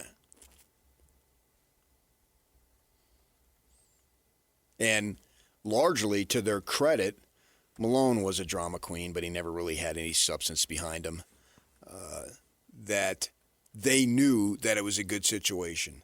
They had an owner, they had a coach, and they had each other, and away they went. And that was more than they were likely to get anywhere else. Right. And so whether they loved it here so much, the second they retired, they got out. Time to go back home. Yeah. So stop with this romanticism. Oh, they loved it here. And I had one guy at the Tribune, Malone's going to say, yeah, right. Because you were too deep into it and you couldn't see straight. Yeah, they rarely do. At best, they are in and out of town, and they are, as Rick Majerus once said, citizens of the world. Well, they have the money to travel over the place. But I think one's a citizen of Louisiana and the other's a citizen of Spokane, and they don't. They come in to make money. And if you stay here, it's because this is where you can make money. I'll see you at the car dealership. Yeah. And the players who stayed here made money. Right. And that's where I saw them, at the car dealership. So with that in mind, yeah, I wasn't invited to the car dealership. Well, they wanted something to make money. Do an interview right. for a TV story. And I can't help them Publicize make money. the car dealership. You can help people make money. Publicize the car dealership. You can say whatever you want about Hyman Roth, but he makes people money. You can say whatever you want about David James Snigeldorf III, but he makes people money. That was on again this weekend. I was channel surfing around and bumped into it. Nice. You don't bump into it. It's appointment viewing. So don't worry about any of that stuff. Just go with who you think is right, and away you go, man. Andrew says there's always made-up NBA draft drama. Washington's going to pick AJ. They'd be crazy not to. I disagree. Jazz should take Peterson, but I could see them going for Boozer for no other reason than nepotism. Now we're back to the sentimentality. That's not going to cut it. Right. No. And everybody knows it's not going to cut it. No. The only thing that'll do is get you unemployed. So yeah, I don't think there's any. The elder age hasn't shown any reason for sentimentality. No. And the younger is cut from the same cloth. It's a cruel business. They're going to smile at you and pat you on the back, and then while they're patting on the back, they're going to reach down and take your wallet and take your money. There you go. And that's what I want them to do if I'm a fan. Because there's no other way to build a championship team. Even if you make all the cold-blooded decisions, you still need some stuff to go your way. If you don't make the cold-blooded decisions, then you need a miracle. Yeah. But I don't think that it's obvious that the Wizards should take DeMonsa. Not at all. I think Peterson is the most skilled player. There is, I think, plenty of what is the word? There's evidence? plenty of reason, plenty of evidence that if they pass on Peterson, like what's the story if they pass on Peterson where it bites him in the butt? Well, it's pretty easy to come up with that. I think it would take it'd take a real spine or other body parts to pass on Peterson, knowing full well. If Kansas is just an outlier, he had a couple physical things happen just because they happen sometimes, and then he had somebody in his ear and it got in his head and it was the deal. But it does seem like an outlier against what everyone else knows about him playing basketball for the last I think 5 the or 6 scenario years. with Peterson is once he got to Kansas, he made it. Yeah. And he went into the season as the number one pick. Right. So, and this is business. It wasn't about leading Kansas to anything. Right. It was about protecting your status as the number one pick. He'd already made it. When he hadn't made it, which was age 15, 16, 17, he's balling. And guys are vouching for him. Yep. And so then he gets to be the number one pick, consensusly speaking. And if now that's there's a word. a different logic. So now you got to protect the investment. You know, there was Penei Sewell out of St. George, right? He doesn't play the Pac-12 and their deal with the COVID, blah, blah, blah. He says, I'm not going to do that. I got April where I'm looking at a top 5 pick. So he didn't play. Protect the investment. I think that's what it was. Protect the investment. And he's got these people who see dollar signs, and not just in him, but I will make money off that kid, including whoever his family is. All right, we just had Jay Drew with the big story. Ace DeBonsa quit work when the kid was 16 years old. Go read the story in the Deseret News. He basically became I'm his everything, according to what he said. I'm not his friend. Don't call me his friend. No. I'm his father and his business manager. He stopped working as a police officer when the kid is 16 years old. That's the same thing with Peterson. So all these people around him know I can make money off of this guy. And so don't get out there. You're not 100%. Sit, son. Don't screw up the investment. Who gives a crap what Kansas does this year? It matters to Kansas fans and Bill Self and some of the guys on the team, but did it really matter to Darren Peterson? No. And in 2 or 3 years, who's going to care? Nobody. Right. It's a business now. It's a transaction. Life is about a transaction. All this loyalty stuff, it gets thrown around when you can use it to your advantage. You will hear it a lot. Yes. I can vouch for that. You can vouch for that. We've heard it many times. But the second they don't want you, they discard you. Yes, I mean, stop with that. Yes, they do. Loyalty is right up there in sports. Not necessarily in life, but in sports, it's right up there with fair. Oh, that's not fair. Yeah. How about the family who got killed in a car crash last week or whatever it might be? Is that fair? Struck by lightning, yeah. So we ought to eliminate fair from the language of fair. The only time I want to hear fair. The county fair, the state fair? No. Is it fair or foul? Oh, right down the line. Right. But now we even got replay to take all the fun out of that. So I wouldn't be so caught up in that. I think Washington should take him number 1. I believe he's the most skilled player in the draft. I've been saying it for weeks. And I also believe somehow, some way, AJ's going to be here. Peterson's going to go 1, and AJ's going to go 2. Which is the logical way. Yes. And it's the way it was predicted before the season and all the drama starts with Peterson. Will he play or won't he play? And it seems to have been, if you want to read the tea leaves, it seems to be confirmed by the decisions those two players have made. I think it's the way they see it. Peterson, I don't need to fly around the country and meet all these people. I'm going to get drafted number 1. I think AJ still sees himself as number 1. AJ's still hoping to be number 1, but he knows he could go to 2, but he's not going to go visit a 3rd and 4th team. Right. Because he knows he's going 2. At worst. Minimum. At worst. At worst. He's still got hope he'll go 1, but Peterson's over there. I'm going 1. And actually, I wouldn't even, if I were him, I would hope I come here. And it has very little to do with AJ? Yeah. Very little because they're going to win. Team's got veterans, and they're just built much better. Yes. Washington still trying to figure it out. Would you rather be Dylan Harper or Cooper Flagg? Big Vic, come here. Let's get it. Yeah. Yeah. Now they're gonna jettison people. They got to clear the way for this kid.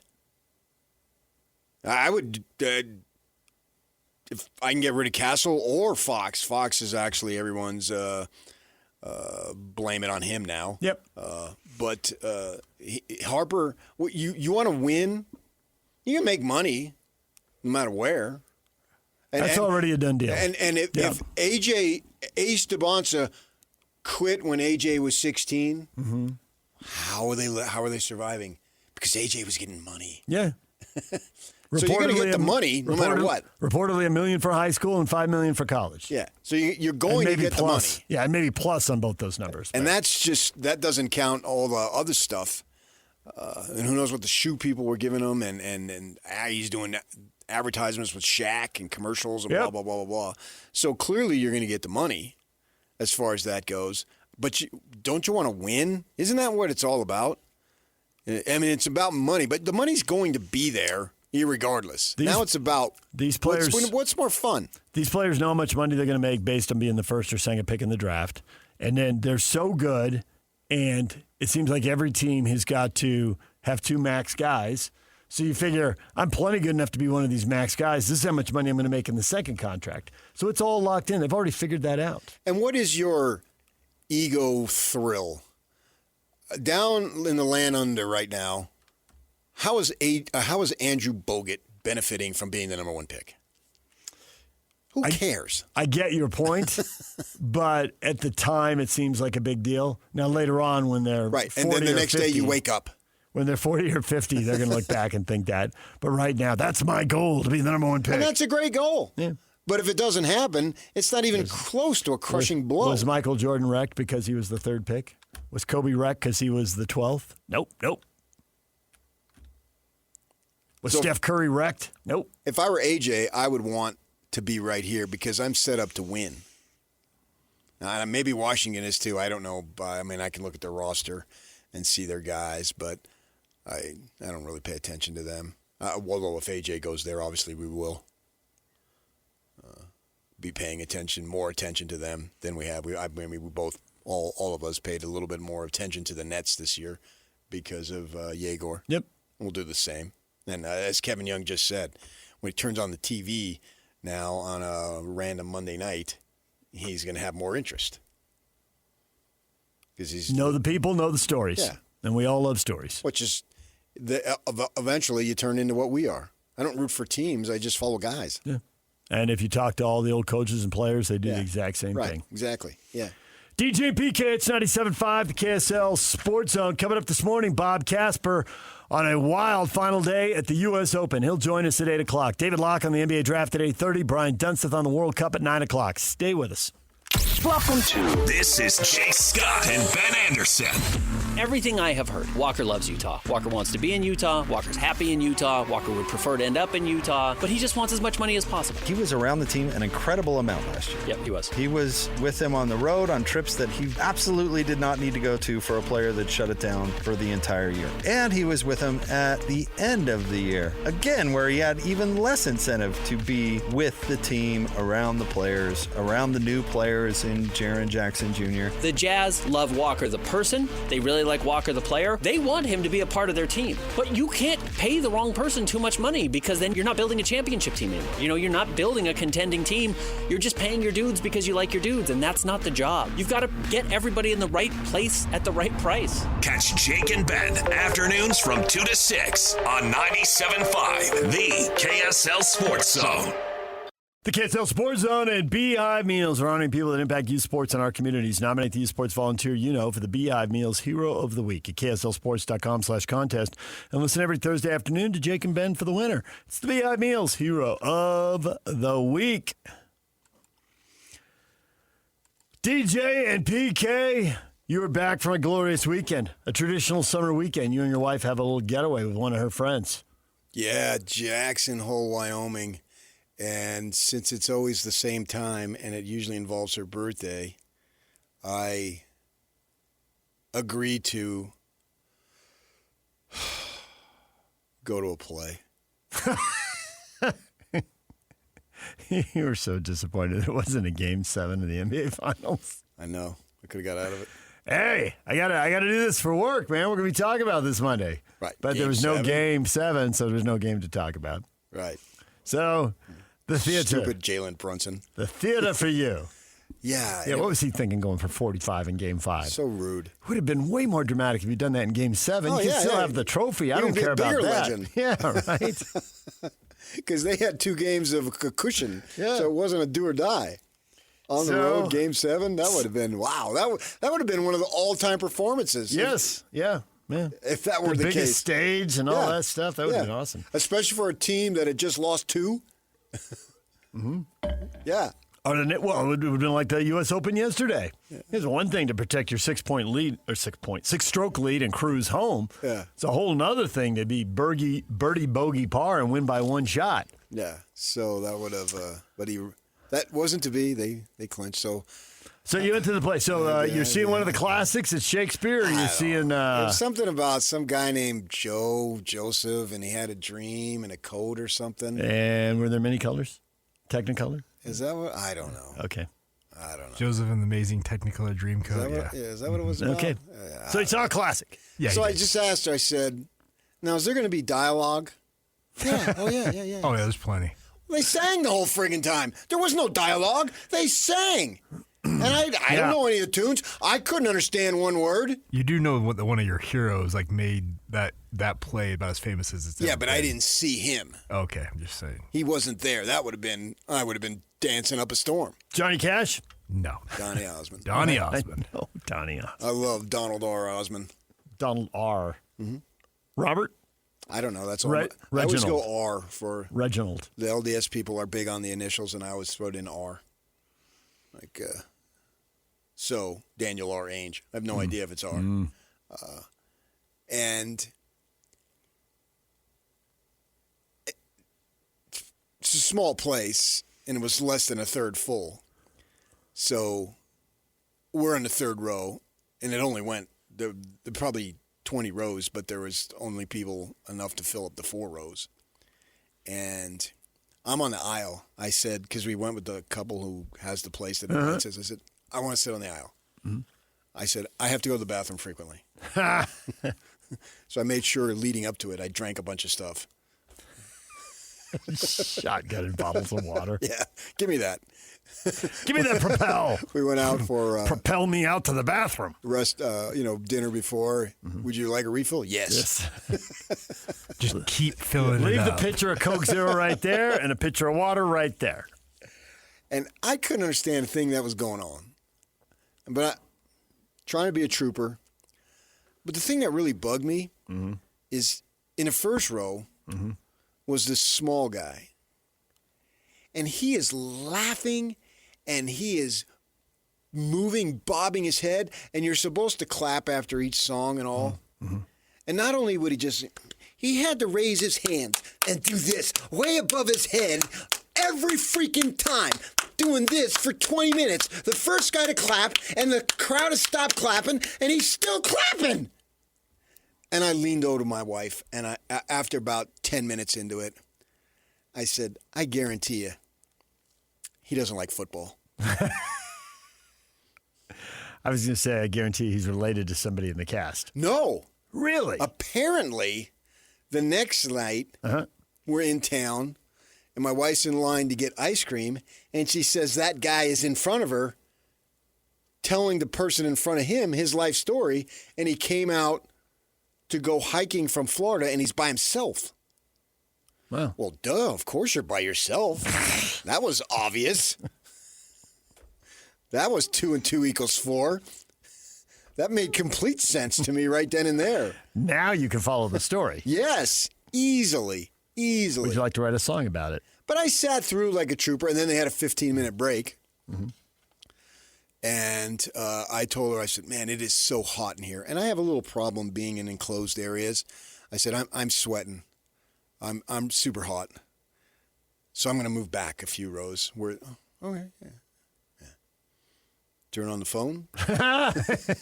Watch the ball game. Next thing I know, play's over. How'd you like it? Oh, I recited 3 or 4 things that happened during the play. Got it covered. You had talking points? Yeah. You were ready. Like I was paying attention. Fooled everybody. And everybody went home happy. Wasn't the bad guy? Nice. Yeah. How is it not being the bad guy? How'd you like it? I can get used to your life. Okay.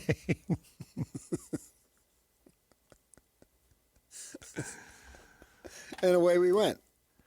But I've often said if the University of Wyoming was on the western side of the state. UWL, it's tough, but UWJH, now that place you can recruit to. Jeremiah Jensen, one of your cohorts on television, another sports specialist, of which I am not. We're playing golf in Star Valley because it's cheaper, so we stop on the way up. And playing on this one course, all of a sudden you see this moose just barreling down the fairway, man. Nice. Just hauling. Naturally, get out of the way. Good idea. And I texted him. It's like a hillside course. For those of you who've been up there, just south of where they put in the Latter-day Saint Temple. You can see it the whole time. And so I'm up on the back nine, and it's up on the side of the hill. And I text him a picture, and I said, "Where am I?" And he responded in a manner, one word, that just really hit hard. You know what that one word was? Home. Yes. Not, oh, that's Star Valley. Blah, blah, blah. Home. And I read that thing, home. That's one word. And he said, oh, it's a great place to be in June. But the word home, what a powerful word to say. Not Star Valley, not where I used to live, home. Wow, that was really cool when he said that. DJ PK coming up. David Locke on the NBA draft at 8:30. Brian Dunseth on World Cup soccer and the U.S. hopes at 9 o'clock. But next, Bob Casper on a wild final day at the U.S. Open. Stay with us. We all have routines. I'm Jabron, and with diabetes, mine was finger sticks. Sometimes I skip them because they hurt. The Freestyle Libre 3C GM changed that. It gives me glucose insights without finger sticks. Learn more at freestylelibre.us. Finger sticks are required if your glucose alarms or readings do not match symptoms, or when you see check blood glucose symbol for the first 12 hours. The views expressed should not be used for medical diagnosis or treatment as a substitute for professional medical advice. Individual circumstances may vary. For prescription only. Safety info found at freestylelibre.us. Hey there, it's Wayfair here, where delivery and setup are as easy as a few taps on your phone. You're relaxing in an old hammock, scrolling Wayfair's app, when you spot it, a brand new patio set. Next thing you know, Wayfair delivers it right to your patio and sets it up. Oh, you need a new grill too? All right, Wayfair's got you covered. With Wayfair's room of choice delivery and fast expert setup on qualifying orders, life gets a little easier.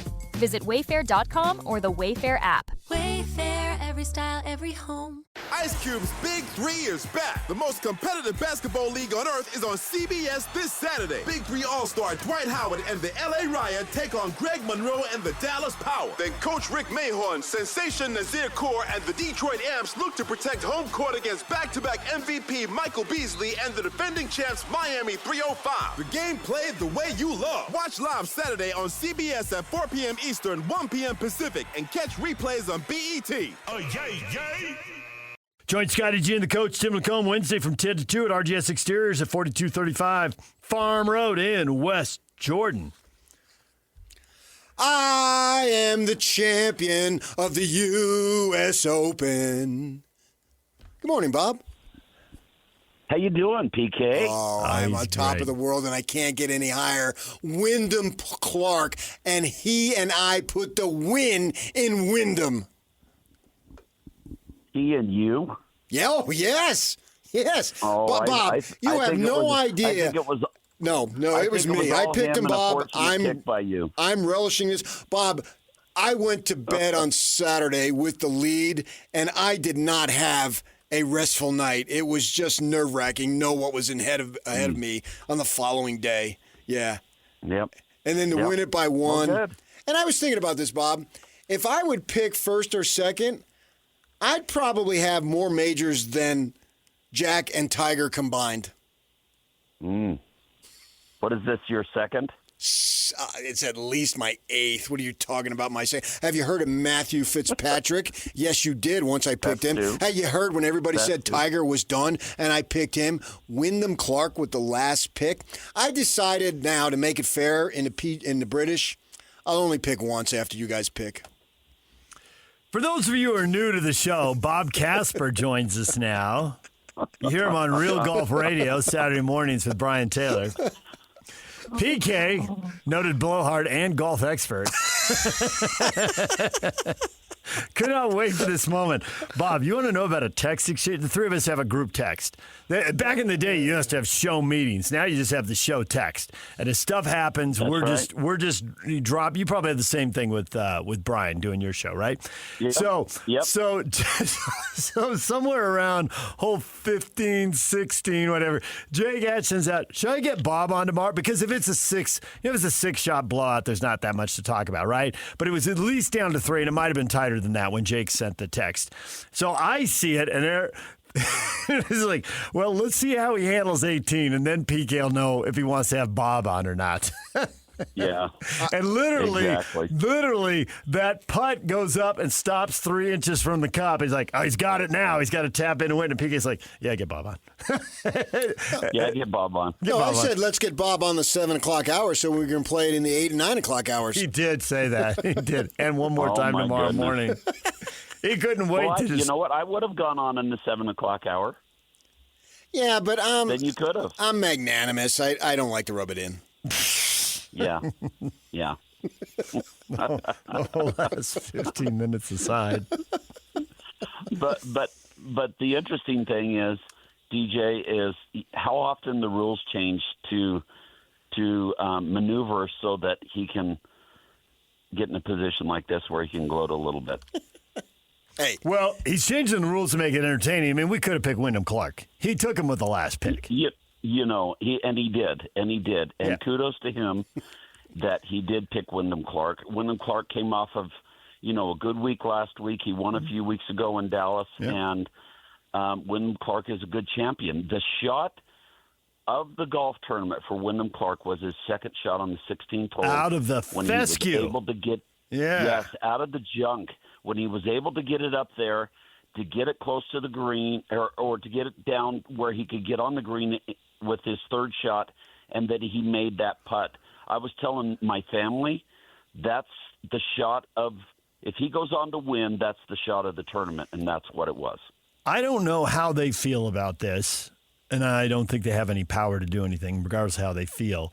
But hearing the discussions with the player and the caddy, I really like that. And it's just an extension of, I've always told PK, as soon as you start miking up NFL coaches, I'm all about it, right? Miking players. Yeah. Everybody wants to sit courtside. That's why they charge the most money. Everybody wants to sit in the first row of a baseball game behind home plate. That's why you want to hear the conversations. And I thought that was, and that whole thing about good process, I'm like, that has nothing to do with the process. You're just trying to say something positive last thing, so you've got them in as good a mental state as possible before they swing the club. Exactly. Yeah. But exactly. I didn't know that because I don't get to go inside the ropes at PGA Tour events, and I thought that was awesome hearing all those conversations. And when he said, I can get to it, I thought, ooh, that's a lot of confidence. And you could see it, but you can't see it the way he can see it. And I thought, as soon as he hit that, I was thinking, playoff. I was rooting for a playoff. No, we're not going to play. Both of you were pulling your life, your guts out for Sam Burns. Let's call it like it is. No, I really wasn't. That's what you were going to say. You're so predictable. The hell you weren't. Because you know more about golf than me, and I know you know more about golf. Yeah, but you know more about life. But you don't enjoy taunting me about golf. You enjoy taunting Bob because Bob knows a lot more about golf. Outpicking me isn't hard for you. And yet you were still rooting for Sam Burns. I was rooting for a playoff. You were just because saying drama, no. There's nothing else on Keep it. talking and trying to defend it. You want to play the victim. I understand that. Like you just told us the last hour. I'm the champion, and my yet you friend. want to play the victim. I am the champion. I blew you guys out of the water again. I know. Victim. I got your victim right here. But you're playing the victim. How about, Bob? Boy. The ability to go start to finish. How rare and how difficult is that? That was amazing. And he started off with his first round and was able to kind of just keep there and be in control the whole golf tournament. Yeah, he got off to a bad start in the front nine, but I'll tell you what, every time it looked like he was going to open the door, he shut the door with a birdie or with the shot on 16 and making birdie at 16 and giving himself a little bit more cushion again. He's a golfer that a lot of people were really down on after what he did last year in the locker room at Oakmont. And he's apologized many, many times for that. Just like me. And you are an apologist, that is for sure. Many people are down on me, Bob. Yep. Including the guy to my left. Ooh, listen to that. Your buddy to your left is down on you. But he was able to do what he needed to do on the 17th and 18th holes to get into the house and be the champion. Whether it was one shot or 6 shots or 7 shots, it didn't matter. He was able to get it done. So the people who are saying, he caught a break with the course and the weather, and he got the calmest conditions, and that's when he went low and built that big lead. Sour grapes, or he caught a break and he just exploited it? Not his fault the wind didn't blow. The thing you have to understand in professional golf and major championship golf is there are two sides to the draw to play the golf tournament. In the first 2 days, you have a morning wave and an afternoon wave. He could have just as well been on the morning wave and shot that score that he shot. But the morning wave on Thursday got higher wind as compared to the afternoon wave, and then vice versa the other day. This happens a lot at the British Open, which we have coming up in a month. And by virtue of getting on the wrong side of the draw, can shoot you out of the golf tournament and you not have a chance to win. But having said that, Scotty, a lot of guys were in that morning wave, and they were still right there with a chance to do something in the final round, but they didn't get it done. Only 3 guys ended up shooting under par. And we only had 3 guys in all the majors leading up to this one, U.S. Open majors at Shinnecock, ever that had shot under par. So, the golf course was set up exactly the way it needed to. John Bodenhammer did a phenomenal job in keeping moisture and everything in the golf course the first couple of days because of the winds, and that's what they were looking for. And then they turned up the screws a little bit for the last 2 rounds, took the greens to 11 stimp meter for the final 2 rounds and a little less water, and made that golf course just a little bit more difficult. And the golf course was phenomenal this week as compared to past years when they lost it a little bit and it got too dry. John Bodenhammer did a great job, and Wyndham Clark was the champion, and he did a phenomenal job as well. Yeah, I mean, I don't think he was playing in a non-wind tunnel that was exclusive to him. I think the reason why he shot a 64 is because it was Thursday, and the reason why he shot a 73 because it was Sunday, and there's not as much pressure Thursday as there is Sunday. Yeah, exactly. And, you got to hand it to him because he was very resilient the whole week long.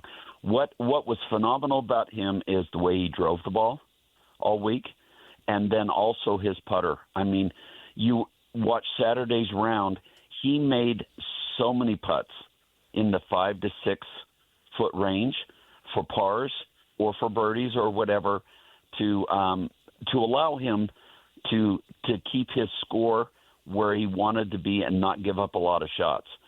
His pitching of the ball and chipping of the ball, his short game around those greens, and his putting around those greens are what won him the golf tournament. He did a masterful job. Scheffler, it seemed like there were a million opportunities, and it seemed like he had a million putts that missed by 1, 2, or 3 inches. Yeah. I don't know that that's bad. It obviously wasn't good enough. What is he supposed to be thinking? What is his mental state? Has he lost his edge like we've seen with Koepka and Spieth? And I'm going to go on down the list of, hey, he had a run and it was a great run, but it is a game of inches, and he's probably not going to keep doing what he's doing. He's too much of a competitor to let that tournament, which he had an opportunity to get the career Grand Slam for the first time. He's too much of a competitor to let that kind of determine his fate and his future. Scotty Scheffler did not putt well all week. He had a difficult time. Those greens are not easy to putt. They're Poana greens. They get dry. They get bumpy. And it's very, very difficult. Same type of greens that we'll have next year for the U.S. Open at Pebble Beach. Bumpy, difficult greens, especially when they get stressed and dried out a little bit in a U.S. Open championship, the way they set up the golf course. But coming off of 7 wins last year, having 1 win this year, having the worst finish of the year is a tie for 23rd this year, and he has. I think there's 3 of those that he's finished outside the top 10. I think he's played 11 events, and every other event he's finished inside the top 10 with 3 second-place finishes in a row, starting at the Masters. Scottie Scheffler he's playing good golf. He's just not winning on the clip that he won last year. So, having said that, he's a guy that loves the competition. He loves the challenge, and he loves being in the arena of being a major champion and trying to win major championships. And it's not going to change. He's not done. He's only 30 years old, and he's going to win a bunch more. He's going to be one of the really, really good ones that we look at the end of his career. Yeah, they were dissecting this on the Golf Channel, this very thing that you're talking about, Bob, and one of the guys, I forget who it was saying that he believes that Scheffler is not even, he's getting closer, and he's really close now, but he's not to the halfway point of his level of accomplishment. And right. I didn't know if necessarily I agreed with that. I thought, well, maybe he is. Maybe he's in his prime right now. He was pointing out, whatever the commentator, whoever it was, that he still feels like he's got maybe at the end of this year, then he'll be there. But he's not there yet, which really bodes well for the next several years. Yeah, I just like the way he carries himself around the golf course. Number 1 player in the world, and he continues to put himself in the position. I mean, it would be a different story, you guys, if he had missed a cut this year or 2 cuts this year, right? Or he's finishing outside the top 30 in tournaments and stuff. The worst he's finished this year is tied for 23rd, yeah. And he's had all of those top 10 finishes. He keeps putting himself in contention and playing in final groups and all that kind of thing. And it's the golf game first of all, it's an individual sport, and you have to continue to hone it and continue to get better to be able to do the things that you've done, like his 7 wins last year. So his puttings, his iron shots to the greens are not as good this year. His putting is okay, but it's probably not as good this year. He hasn't made key putts at times when he needed to win more golf tournaments. But you know what? I'm not worried about Scottie Scheffler. We're going to see him up there as number 1 for a long time. So that midway through his career, I mean, he's been playing full time on the tour 7 years now. Wouldn't he have like 14 more years? I mean, he's 30. We're seeing guys play into their mid-40s. Oh, yeah. So I would think he's unless I don't get the quote maybe, but I'm thinking he's like a third of the way through his career. Right. And then the other thing you got to think about with Scottie Scheffler is 5 years ago, he just started winning 5 years ago. And here he is. He's a lifetime member of the tour. He's got 20 wins. He's got 4 major championships, an opportunity to win the career Grand Slam with 1 more win in the U.S. Open. He's got 20 more U.S. Opens to have an opportunity to do that. It took Rory 13 years to be able to clip that one, to knock that one off at the Masters. He's winning on a clip right now that we haven't seen in a long time since Jack and Tiger Woods. And, he's going to, in my opinion, he's probably going to get very, very close to 40, if not 50 wins. And my dad had 51 in 3 majors. He's already got 4. And yeah, he's going to be a guy that's going to, I think he will finish probably in the top 10 with his career in wins on the PGA Tour. What do you think of having a signature event right after? Because there's been some, I don't know what the word would be, maybe controversy or discussion about it. We had one a few weeks ago, and we've had them going into majors going out of majors, these guys pick and choose where they want to play. Rory's not playing this week. Scotty's playing this week. Tony got an exemption to play this week. He got in a signature event this week, and this week is an important week because the PGA Tour is going to unveil more information about their future going forward and events and that kind of thing. So this is all going to be very, very interesting because we're going to have more of these types of events before and after major championships going forward. There's going to be 22 to 24 of these elevated events in the near future as far as the schedule's concerned, including majors, the Players' Championship, and the playoffs and the Tour Championship. That's the Track 1 events that the PGA Tour has been talking about, and then the Track 2 events. There's going to be about 20 of them. But the really cool thing that's going to happen is, now there's 70 to 100 players getting in signature events. There's going to be 120 to 130 going forward. It's going to give more guys an opportunity to play and become better players and earn more money and work their way through meritocracy to get up into the elite players. And they're going to have a lot of opportunities to play. There's going to be a full cut where right now there's not a cut in those type of events. And, it's the PGA Tour is making some really big, interesting moves, and we're going to hear more about it this week because of the players meeting and what they're going to be proposing. But I don't have a problem with signature events after a major, not at all, because the guys can choose or pick and choose as to which ones they want to play. Bob, we'll leave it right there for now. Thanks for joining us. We will talk to you again next month with the Open Championship on the horizon. And, Bob, if you want some advice, don't hesitate.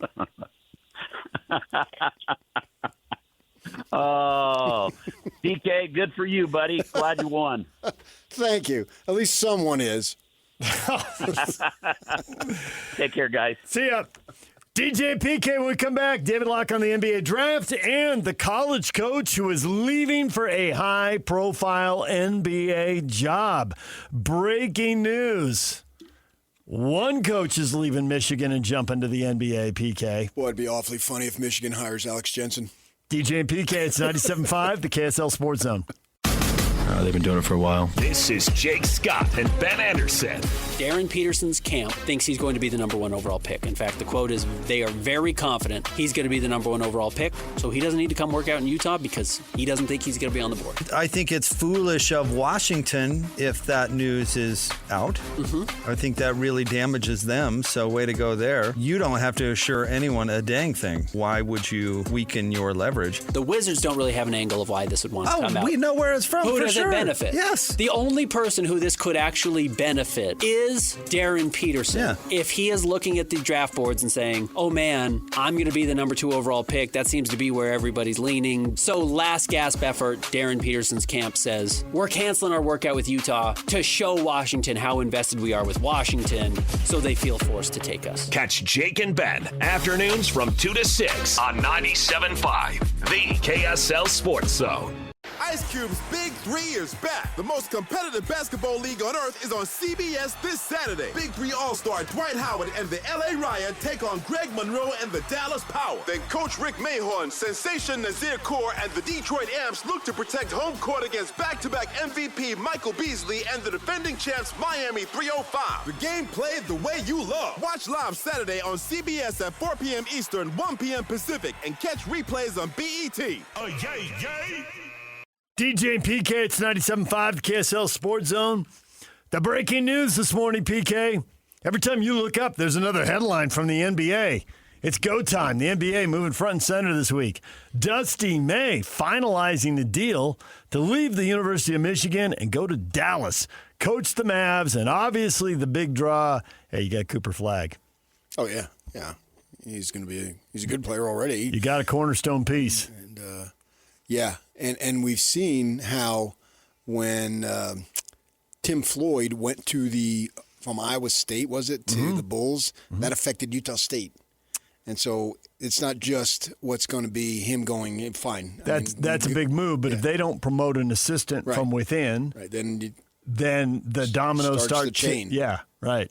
And who knows where it leads? No, nobody knows.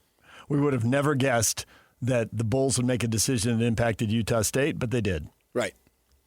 And this is way late in the college basketball, but not in the NBA.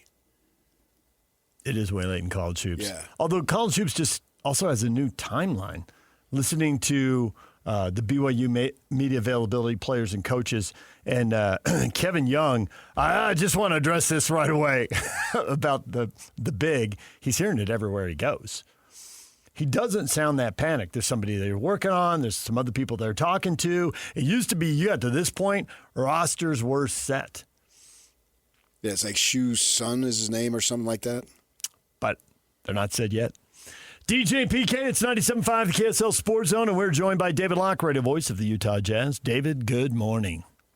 Oh, my gosh. A Monday, starting the week, ending the week, discombobulated. Don't have room for a great open. Can't think of things. I'm not ready yet. It's first thing Monday. There's only been 4 shots of espresso instead of 40 by Friday. I can't rise to the occasion of the greatness of DJ and PK on a Monday. Are you set on who you think you would want? And do you think that the Jazz are still ongoing, still being tossed about? I am not set. I am assuming the Jazz are set at this point. Oh, okay. I waver regularly. I waver on who should be the first pick.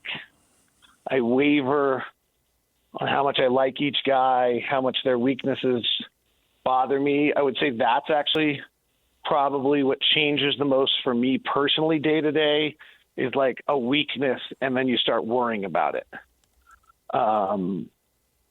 And so I don't.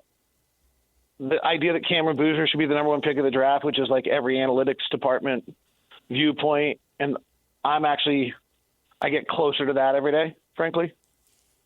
Let me ask you guys the question: who helps you win more? This is my podcast today. Who helps you win more? What's your definition of timeline for win? I mean, win more basketball games.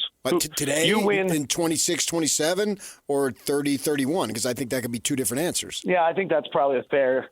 But let's see if we can cumulatively answer that question, like over the stretch of the next 5 to 6 years, which player wins more basketball games?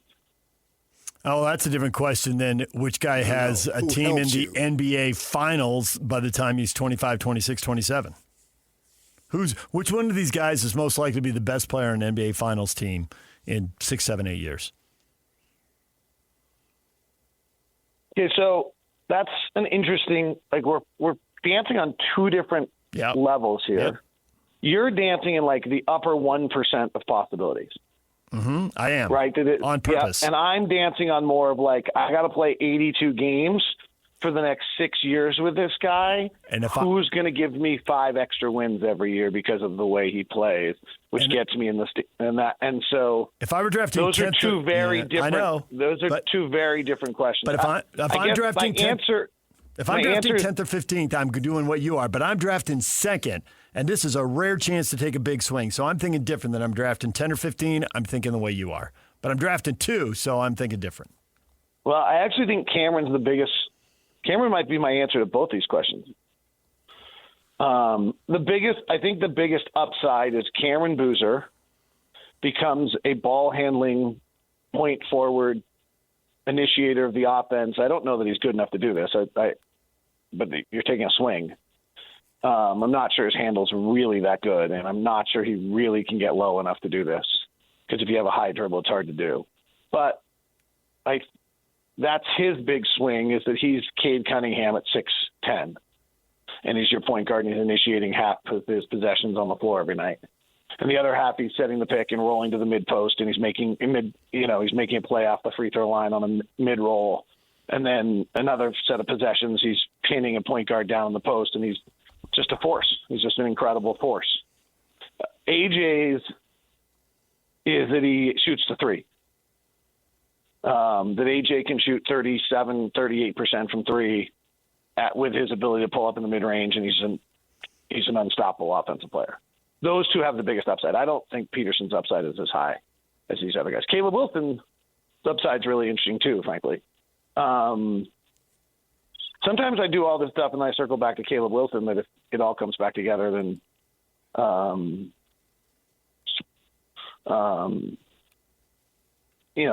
but he's a when and an if a little bit more.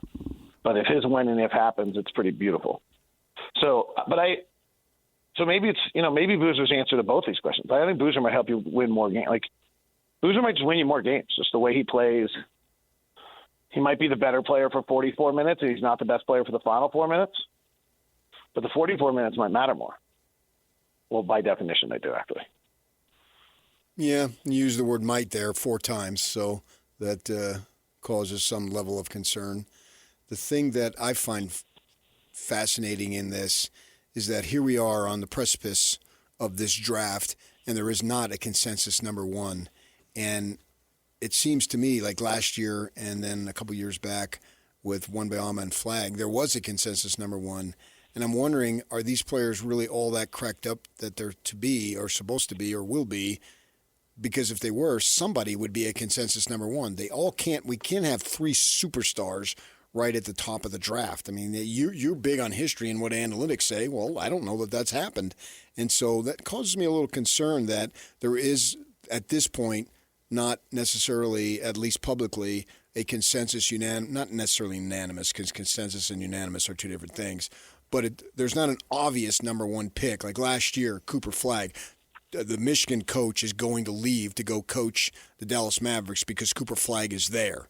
And so I'm wondering if that is a little bit of a concern that someone has not separated, or maybe this is the one-time fluke where there's going to be 3 great stars or 4 great stars. You put in Wilson there. I think that's fair. And I don't know which it is, but you're right. So the only draft ever that's had 2 MVPs in the top 4 is the Derrick Rose, Russell Westbrook draft. There's actually almost never been a draft. There's been one draft, I think, ever where the top 4 picks, there's an MVP, a top 20, a top 50, and a starter. Every other draft in the history of the league, basically, one of the top 4 players doesn't pan out.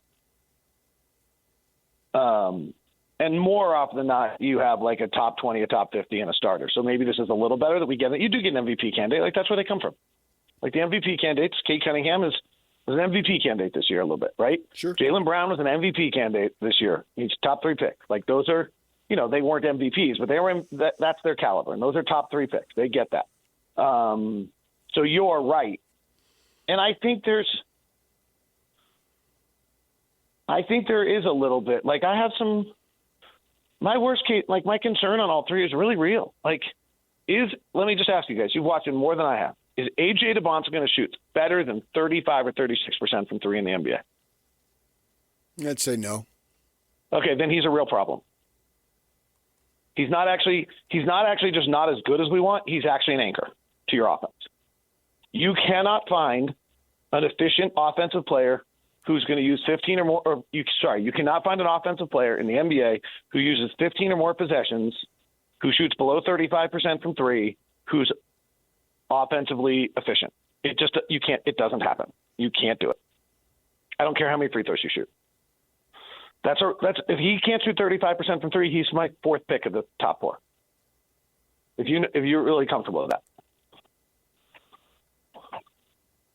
Then he is, they're 20-point a game scorers, but they're anchors to their offense. That's to your point that someone hasn't separated. Like, if we knew AJ was going to shoot 35 or 36% from 3, he would have separated. And the odds wouldn't be heading back the other direction, right? He was minus 500 as the number 1 pick. He's now minus 425. I'm going to guess he's below minus 400 by the end of today. Yeah, I get your point. Do you think Peterson is only working out for one team because he knows Washington is going to take him, or is he only working out for one team because he's trying to send a message to Washington, obviously I'm the number 1 pick and you should take me? I think it's the second. So first of all, like, AJ, everyone's shocked by, like, not everyone's shocked, but AJ did an interview with, I think, Quentin Richardson or someone like that. Yeah. And he's like, I don't go work out for these teams. I just go visit the cities. Like, it wasn't like Darren Peterson was going to go get on the floor. and do a bunch of work when he came to Utah. So I don't know actually what the point, if they've already met with Darren in Chicago, and the point would be to show him the city and make him think that the city's okay. Well, if he doesn't think the city's okay, you're still drafting him. So I'm not sure it really matters, right? Right. And from his agent standpoint, I'm not entirely sure what they gain by him coming to visit. Like, right? Like, I don't think if I was Darren Peterson's agent, I wouldn't have visited Utah either. Like, it just looks like I'm accepting that I could be the number 2 pick. I don't gain anything from the visit. They're not going to not take me or take me. I'm not giving them more medicals. The league now has rules on what you have to do at the combine. I did that. I'm not going to do more.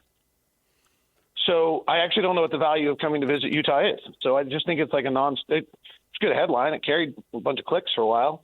But I think and I get it. Like, I'm not criticizing anyone for making it a headline, and we all talked about it. But it's not. And if it's LA, he probably comes and visits because then he gets 3 days in LA. Like, I don't know. But it's like, it's just a non-impactful issue.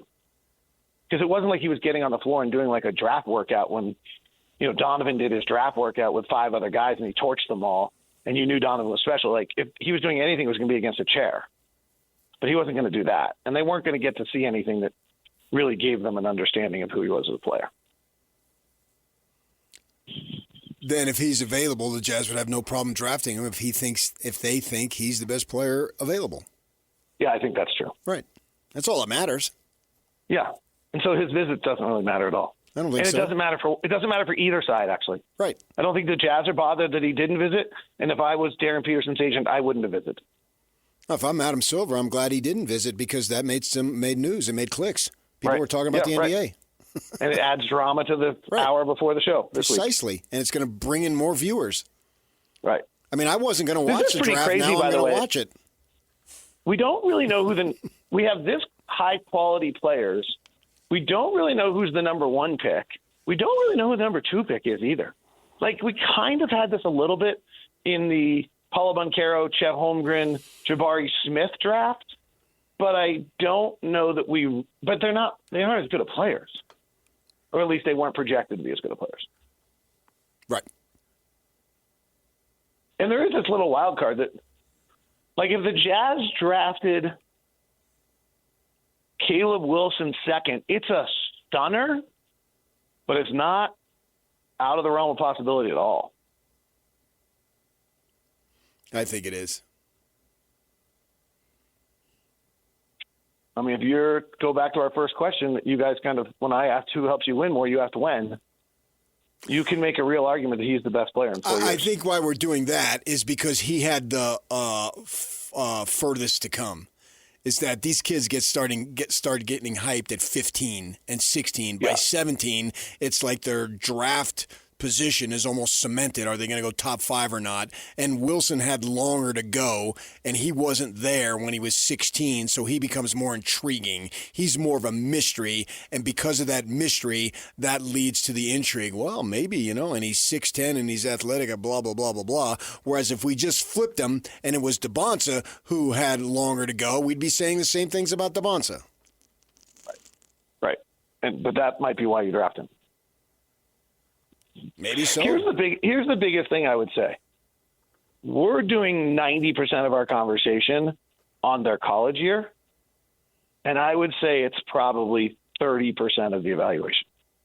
Oh, I agree. We were talking about this earlier, DJ and I, where I said the Darren Peterson thing is he came in as the number 1 pick before the season, and so everybody and their dog that has his ear is telling him, you need to sit, you need to protect the investment. Whereas if he was Acuff or the kid from Houston or whatever, he's out on the floor. But no, he can't afford to drop in the stats. Too much money at stake, and he's making too much money. Jay Drew had a story in the Deseret News yesterday about Ace Dunseth's father, the spiel on Father's Day, and he quit his job when the kid was 16 years old because he's making money. It's all about investment and stuff. It's not about playing in the 35 games into college. Who gives a crap about that? Right.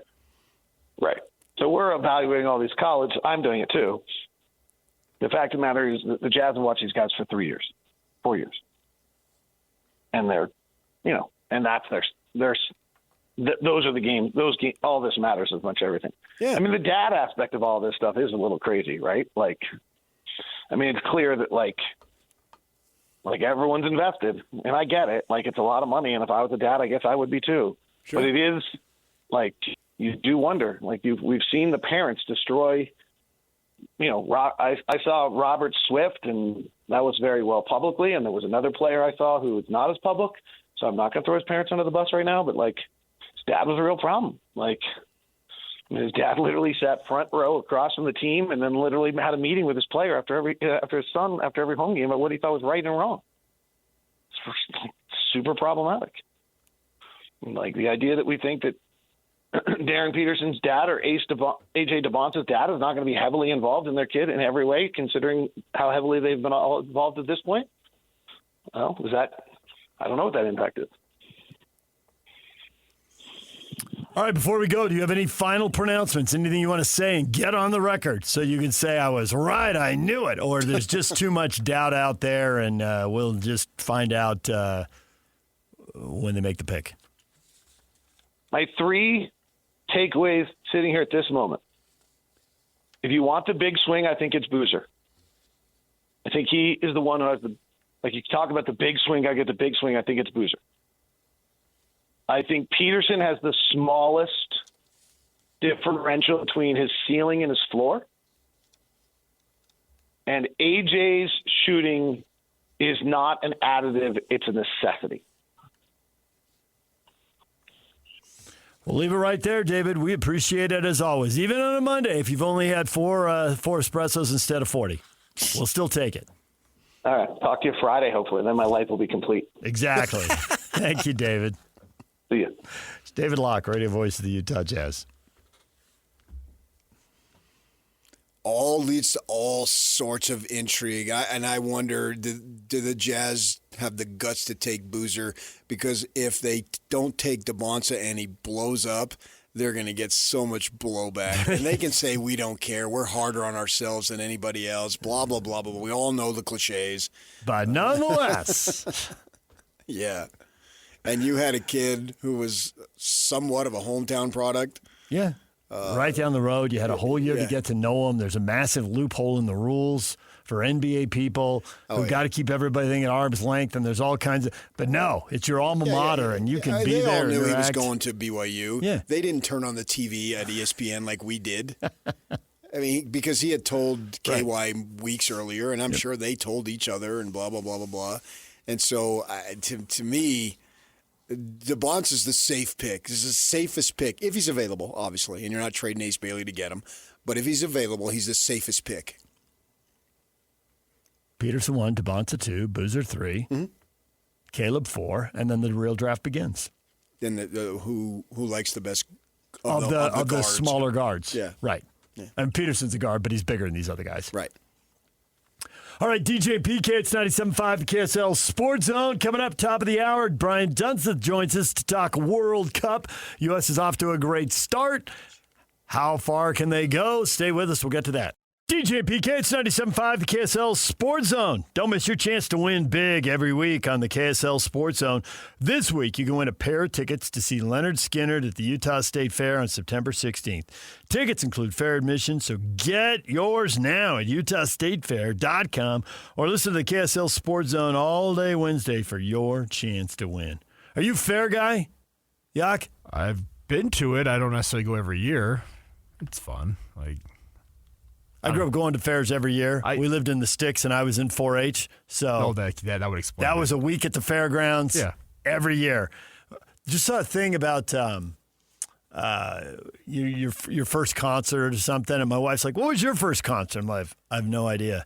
It was whoever at the Del Mar Fairgrounds, but they had free concerts every night. Yeah. And now to ask me when I was somebody showed up, 10, 11, 12 years old, who you saw first, no idea. Well, and that's the thing about it is there's so many festivals here in the state. Like Strawberry Days over the weekend in Pleasant Grove. My in-laws live in Pleasant Grove. I spent part of the weekend there. I've been to Splash Days, which is so by the time the state fair rolls around, you kind of been to you're worn out on it. Anyways, been there, done that. All right, we just had David Locke on talking NBA draft. And you touched on something, PK, a lot of our listeners have touched on. We got this question up on our Facebook page. Draft week's here. What is your gut instinct? And we've got Chris. There's no chance the Jazz pass on AJ if he's there at number 2. But I think they would take Boozer over Peterson if AJ goes number 1. Well, it's possible. I can't say, well, that's ridiculous. I mean, it's possible. Yeah, I get it. But you agree with the first half, right? The Jazz are not going to pass on AJ at number 2. I guess I can't guarantee it because I don't know. I don't have 2 sources, blah, blah, blah. But I would find that stunning if the Jazz pass on Dunseth. I'm not, and I agree with you, I'm not that hung up on his lack of three-point shooting. I was a little surprised he can you make said baskets. no on the 35-36 right Well, away. if I mean to go yes or no, there was no wiggle room. Yeah, I would have gone yes. I mean, 40 seems like a big ask. That he's going to become an elite three-point shooter? I don't know about that. But I don't care. A lot of guys get to 37 or 38. This three-point shooting stuff reminds me before the rules were changed in baseball. Either you strike out or you hit a home run. How about I get a single, I steal second base, and then somebody moves him over, and then I get a sac fly? I got to run. I got one on the scoreboard. If I get a bunch of them on the scoreboard, I win. Right. But And no so one it's- believes, with Miz throwing 104, no one thinks they can get the bat on the ball that often. That's the very. Oh, I didn't get the bat on the ball. It's just swinging from the gazoo and going for a home run or a strikeout. And you went right to the highest exception that there is. I did. Right. Nobody else is He's doing that. He's throwing the hardest. So Yeah. in the history of the game, you went to the hardest thrower of all time. Well, I was just going actually current history. Current history? What? Because they've changed the way they do it. They used to time what it was at home plate versus now what it is coming out of your hand. So all the numbers are inflated. They're cheating on that stuff. Whatever. I get your point. So I They're just don't think that you're acting like if he shoots 40%, you're going to win 14 NBA titles. No. And if he doesn't shoot 36% or 37%, you're going to win 0. I don't buy that. It's not that simple. You're the guy who makes basketball complex because you played. And I come in here and say, well, look at the shooting percentage of the other team. It's 37% from the field. They're probably going to lose. Well, it's a lot more complicated than that. Now, all of a sudden, we're boiling it down to if he shoots 40%, oh my gosh. If he shoots 36%, 35%, 34%, what a failure. We can never win. It's not that simple. How about that? We're having revolt. Not that you're doing it completely. I'm not saying you, but I'm saying the roles are reversed. There's way more ways to win basketball games than simply what is your three-point shooting percentage. And we're making it sound like that's it. There's a lot of truth to that, which is why you can do that, and you just did. But when you draft this high and there's this much talent, you do need to get the player who's going to be awesome. And if he ends up being a really good three-point shooter, he is going to be – you're not going to be able to defend the guy. He's going to be such a force. And you don't have that many chances to get him. And I know you can say, hey, Steph was at 7 and the Joker was in the second round and Giannis and Kawhi were in the middle of the first round. But it is super hard to find those guys. You know, and I know the Jazz did it 40 years ago, and nobody wants to wait another 40 years. So if you have a chance to get a guy who can really just be awesome. I mean, we watched 4 years of tanking. Will Hardy's head coach 4 years of tanking. Get him. Get the guy if he's that guy. Yeah, and there are other ways to win. And you can ham and egg it. And the Knicks just did. And they just did. And maybe you catch some breaks along the way. They're going to play Oklahoma City, who I've heard described as their kryptonite. Well, sometimes breaks happen and you get them. Who cares? Right. They get to have the trophy. Wyndham Clark won the U.S. Open. That's all that matters. It doesn't matter how big the lead was or wasn't. The two of us celebrated. You cried. I did not cry, even a single tear. I giggled when you didn't respond to the text with Jake and I at 16-17 when it was hanging in the pallets. You said wait till 18. I took your order. You were waiting. That's what you said to do. DJ and PK, when we come back, Brian Dunseth, how good is the U.S.? How far can they go in the World Cup? We'll get to that next. Stay with us. We all have routines. I'm Jabron, and with diabetes, mine was finger sticks. Sometimes I skip them because they hurt. The Freestyle Libre 3C GM changed that. It gives me glucose insights without finger sticks. Learn more at freestylelibre.us. Finger sticks are required if your glucose alarms or readings do not match symptoms, or when you see check blood glucose symbol for the first 12 hours. The views expressed should not be used for medical diagnosis or treatment as a substitute for professional medical advice. Individual circumstances may vary. For prescription only. Safety info found at freestylelibre.us. Ice Cube's Big 3 is back. The most competitive basketball league on earth is on CBS this Saturday. Big 3 All-Star Dwight Howard and the LA Riot take on Greg Monroe and the Dallas Power. Then Coach Rick Mahorn, Sensation Nazir Kaur, and the Detroit Amps look to protect home court against back-to-back MVP Michael Beasley and the defending champs Miami 305. The game played the way you love. Watch live Saturday on CBS at 4 p.m. Eastern, 1 p.m. Pacific, and catch replays on BET. Oh, yay, yay! DJ and PK, it's 97.5, the KSL Sports Zone. We are joined now by Brian Dunseth. Soccer guru. I don't even know how to explain. He used to be the guy I called games with, but you're calling games for Apple. You're doing national team games for TNT. You're in Mexico right now. What's your World Cup assignment? What are you doing? How are you pulling this off, Dunny? What are you up to? Hey, I appreciate you guys. Good to be back. Yeah, I'm fortunate enough to be a part of the World Cup coverage as a World Cup television analyst. And first couple of games down here, I had Sweden, Tunisia. Mm-hmm. Then they fired their manager. Then I had Tunisia against Japan. They probably still should fire the new manager. Then I'm going into South Korea against South Africa on Wednesday night. And then round of 32, which is projected to potentially have Netherlands down here in Monterrey, Mexico.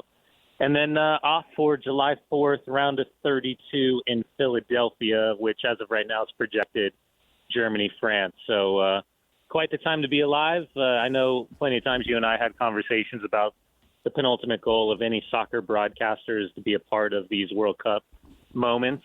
Came up short on a couple occasions as a player. Came up short as an analyst back in 2018. But, yeah, man, living the dream. Check the box and yeah, it is an amazing city down here in Monterey, which I knew coming in, but confirmed very recently a sister city, actually, to Salt Lake City. Oh, interesting to know. I did not know that. I'm fascinated by all this stuff as the team camaraderie and the cohesiveness and the togetherness and all this stuff. And you got Tim Ream, 38 years old. I think he's the captain, right? And he's crying on the field on Friday. And he has this quote, "I've told these guys that this is the most fun, special, enjoyable group that I've been a part of. There's something about this one that just feels different." Now, you've been in locker rooms. You've been on millions of teams and can speak to it and have friends and all that stuff. This camaraderie and this specialness, it seems to me that it's born out of winning. And if you're losing, you're not as tight. But if you win, you're super tight. And I'm fascinated. It's across the board in all sports. Name a sport, you can apply it in there. And yeah, it's like the chicken and the egg, though. What makes it? Is it the winning, or is it the camaraderie and the closeness and the specialness and the brotherhood and all that stuff? Or is that hooey, and the only way you accomplish that is through winning? I think it could be a little bit of all, to be quite honest with you.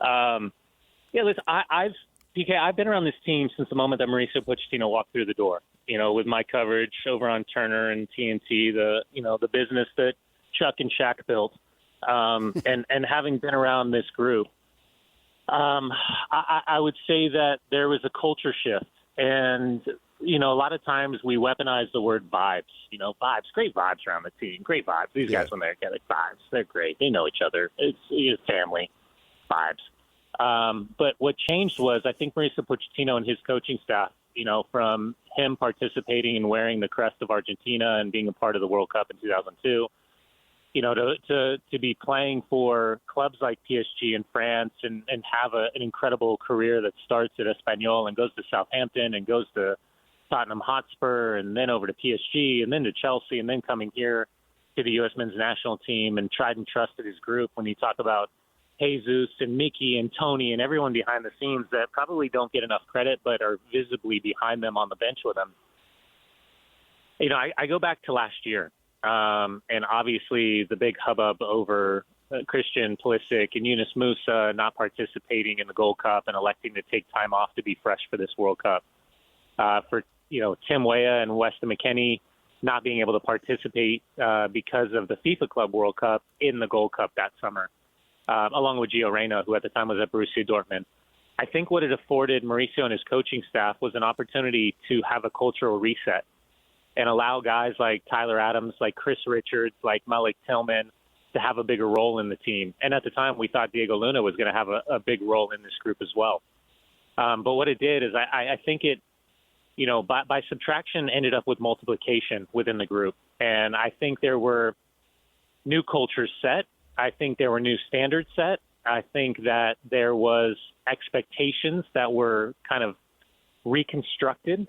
And ultimately there was very definitive lines that were non-negotiables for, and again, I'm trying not to in any way, shape or form place any type of antagonistic pressure on those that weren't there. But I think the players that were there, they were able to create something very organic in a short amount of time where Mauricio had his hands on this group of players, so to speak, or his boots on the ground, if you will, for the better part of 34 days. Whereas national team managers usually only have two full sessions with their players before they immediately go into game mode and play a game. And you're dealing with these guys traveling around the world and time zones and fatigue and, all of these things. So I think throughout all of this, and then, Christian goes down against Australia in October, is unavailable for the November friendlies. They end up beating Australia. They end up beating Paraguay. They end up absolutely demolishing Uruguay. And so it was one of these where now in that second half against Paraguay in that first game, they know how to play without Christian. The game against Australia, he's not available because of the calf injury. They know how to play without Christian. So he's still Captain America, but I would effectively say that Weston McKennie, Tim Weah, Tyler Adams, and Chris Richards are as important as leaders because now everyone looks at one another. And Tim Ream, to your point, because, the age is always going to be a number in football and soccer because we're talking about speed, we're talking about athleticism, we're talking about explosiveness, and can you stay with these young bucks that are flying around with their tails on fire? But, yeah, I think he's right. I think you're right.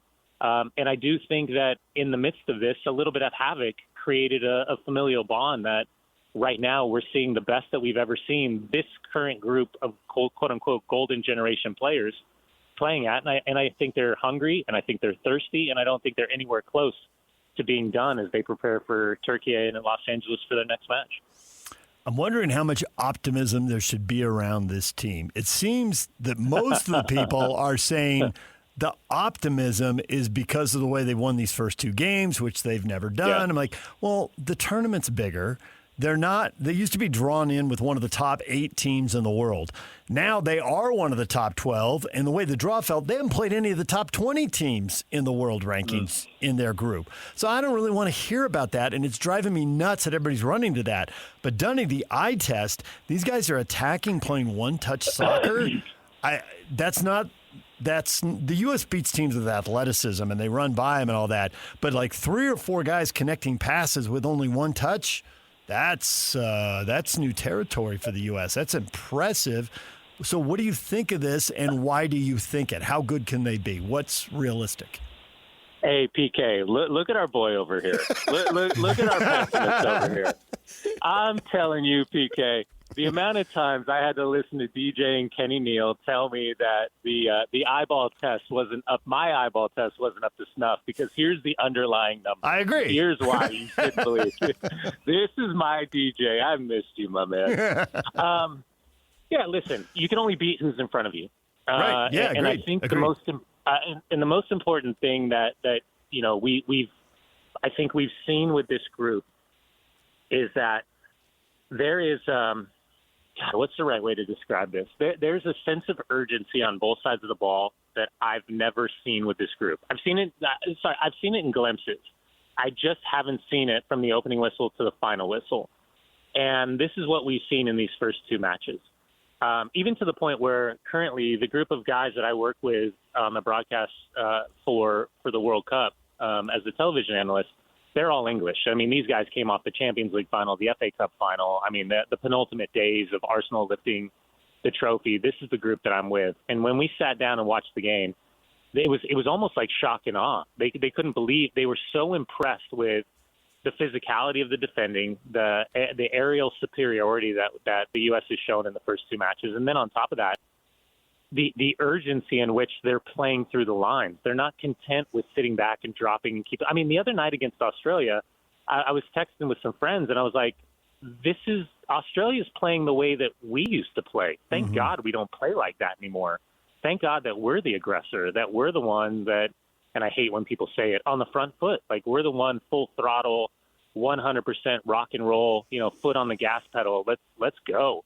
And a lot of that has to do with the player profiles and the additions. I spoke with Tyler Adams before the game against Germany, where we saw a lot of glimpses of what this group was capable of doing. And he was like, listen, Dunny, Qatar, we were young kids. We walked in, we didn't know what we didn't know. And maybe there's a beauty in that. But now we understand how to prepare and what's expected. And to your point, there is a beauty with the expanded format in that it gives you an extra day, 2 days to prepare for these games. Yeah. So you're going to recover players a little bit quicker. But yeah, I mean, listen, we've also seen some shock and awe, right? We've seen what's happened with Spain. We're telling the stories of Curacao and Cape Verde and what they've done in these matches, and probably the perfect, bullet points and analogies for Gianni Infantino to celebrate the expansion of the World Cup. So I can understand your hint of pessimism, my good friend DJ, but I refute it as of right now because I'm going to enjoy it while we can enjoy it. But I think it does put a continued expectation and pressure because we as like American sports fans, it's like the Summer Olympics. It's like the Winter Olympics. It's like, the neutrals that turn into the Super Bowl for halftime commercials. How can you fall in love with a living legend in real time? And these guys, they want to be like the 94 boys. They want to be like the Miolas and the Alexis and the Balboas and the Hartseys and the Winaldas and the Tabs. Right. They want to etch their name in stone. Yeah. And we look at playoffs and did you win it all? And, we're celebrating Jalen Brunson, the little guy for the Knicks, and he did it and won it all. So he's the toast of the sports world right now. And so we want the American team to go as far as they can. And can they win it all? And somebody said, well, yeah, I think they can. So that gets us all excited. And so I got my daughter who has and then asked me like 3 soccer questions in her life last night. Are you watching the World Cup? Do you have to watch a World Cup for work? And I said, well, it's not the top of the list, but I certainly got to pay attention to what's going on with the Americans and so forth, and I want them to win and all. And so we want to see it. But I agree with you. Let's maybe slow the flow here and see what it's about and get ready for the next match and the advancement and all. And then I read a quote from Tim Howard, who was known as the Secretary of Defense, and he was born in New Jersey just like I was, so we tend to tell it like it is. And he says, the U.S., I'm reading a quote, the U.S. will need to play the greatest game they've ever played 3 times in a row. Sorry, 4 games in a row. That makes it awful difficult if you have to be at your very best 4 times in a row to win it all. But that's like a team that's down 3-0 in the playoff. If you think, oh my gosh, we've got to win 4 straight, you're not going to do it. But if you think we got to win game 4, well, then there's a possibility. Maybe that's the mindset that this team has to have going forward.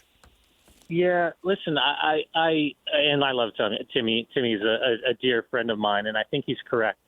And you're right. He's New Jersey born has that little bit of Dutch in him, where you don't always ask the question if you're not really prepared for the answer, because you might get you're like, wait, what? Yeah, listen, I think that, DJ's been around me for a long time. And the one thing we've always really come back to is that, when I started in Major League Soccer in 1997, I was the youngest player to sign. I was 19. I was turning 20 when I was joining the team. I was 6 years younger than anyone else. And it was immediately clear that we were selling the sport. In 97, we were the Dick Butkuses of MLS soccer. We weren't getting paid the crazy money, but we were laying down the foundation of what the future looked like. I like it. And we understood we had a responsibility because of the 1994 team to continue to spread the gospel of soccer, the gospel of football. And coming up to Salt Lake City back in 2005 and recognizing this unique balance of the missionaries that were coming back is, leaving as football and baseball fans and coming back as, just in love with the game for the rest of their lives. Yeah. Passing this generation on to our kids. All of these guys recognize what they need to do. They understand their role. Very simply, they understand that they have to figure out a way to convince that everybody watching that this is a team to believe in. And similar to that conversation about our Olympics, where these little guys that we've never heard of competing in these sports that we've never watched, that all of a sudden we can fall in love with them. And in these moments, please, please, please don't for a second not realize that these guys have been pressed throughout their entire careers over in Europe as they continue to kind of and there's a pressure, and I've been there, and it was a smaller pressure, but even being in Sweden and being the only American, the moment that you walk through that door, the first thing I think was, well, yeah, they can compete. Yeah, it's a never say die mentality. Yeah, I mean, they've got a good competitive background, but they're not soccer players. And that's the first thing that you have to fight. And all of these guys, in the back of their minds, understand that the game in hand is the game in hand. But they're also playing for the legacy of all the rest of us Americans that have tried to prove with that little tinge of insecurity that we don't all that we're not just good enough to belong, that we're good enough to compete, we're good enough to win. And so I can't tell you how many times when I've worn that crest and the U.S. logo is over my left chest and I've walked onto the field against Mexico or Germany or England or Italy or Chile or Spain, and these guys are like, look at those $300 boots. Look at that crispy, white, nice Nike jersey. I am going to lump you up and down the field. How dare you think you're good enough to play? And, we keep our heads down and we fight, and the grit and the determination and the never say die mentality that we grew up with in Americana sports. That's where we try to prove ourselves. So they understand, and to Timmy Ream's point initially to your quote, it's not lost on them that, as much as it is about the team and as much as it is about their legacy, it is about taking another big step forward. Because insecurely, as soccer fans and former players, we've tried to constantly tell you that we're better than what you think we are. Yeah. But now these guys are actually having the opportunity to show it. Right. There are no two people in this market better at mocking me than you two. I reluctantly... I think it's encouraging you. I reluctantly let you two come together. And the funny thing is, PK thinks I'm too positive, and you think I'm too negative, Dunny. And I just really want to underline this point with this team. The thing I'm positive about with this team is the eye test. The fact that they've beaten a couple teams that aren't ranked in the top 20 in the world doesn't make me go gaga over them. But what you just said about going Radio Radio Gaga, about going to Europe, and then you got the $300 boots, and they're like lumping you up and down the field. This team doesn't play like Australia. This team can the argument, well, the U.S. will be good at soccer when our best athletes play. No. It'll be good when our best athletes play from the time they're 3 and they can instinctively make the ball do whatever they want.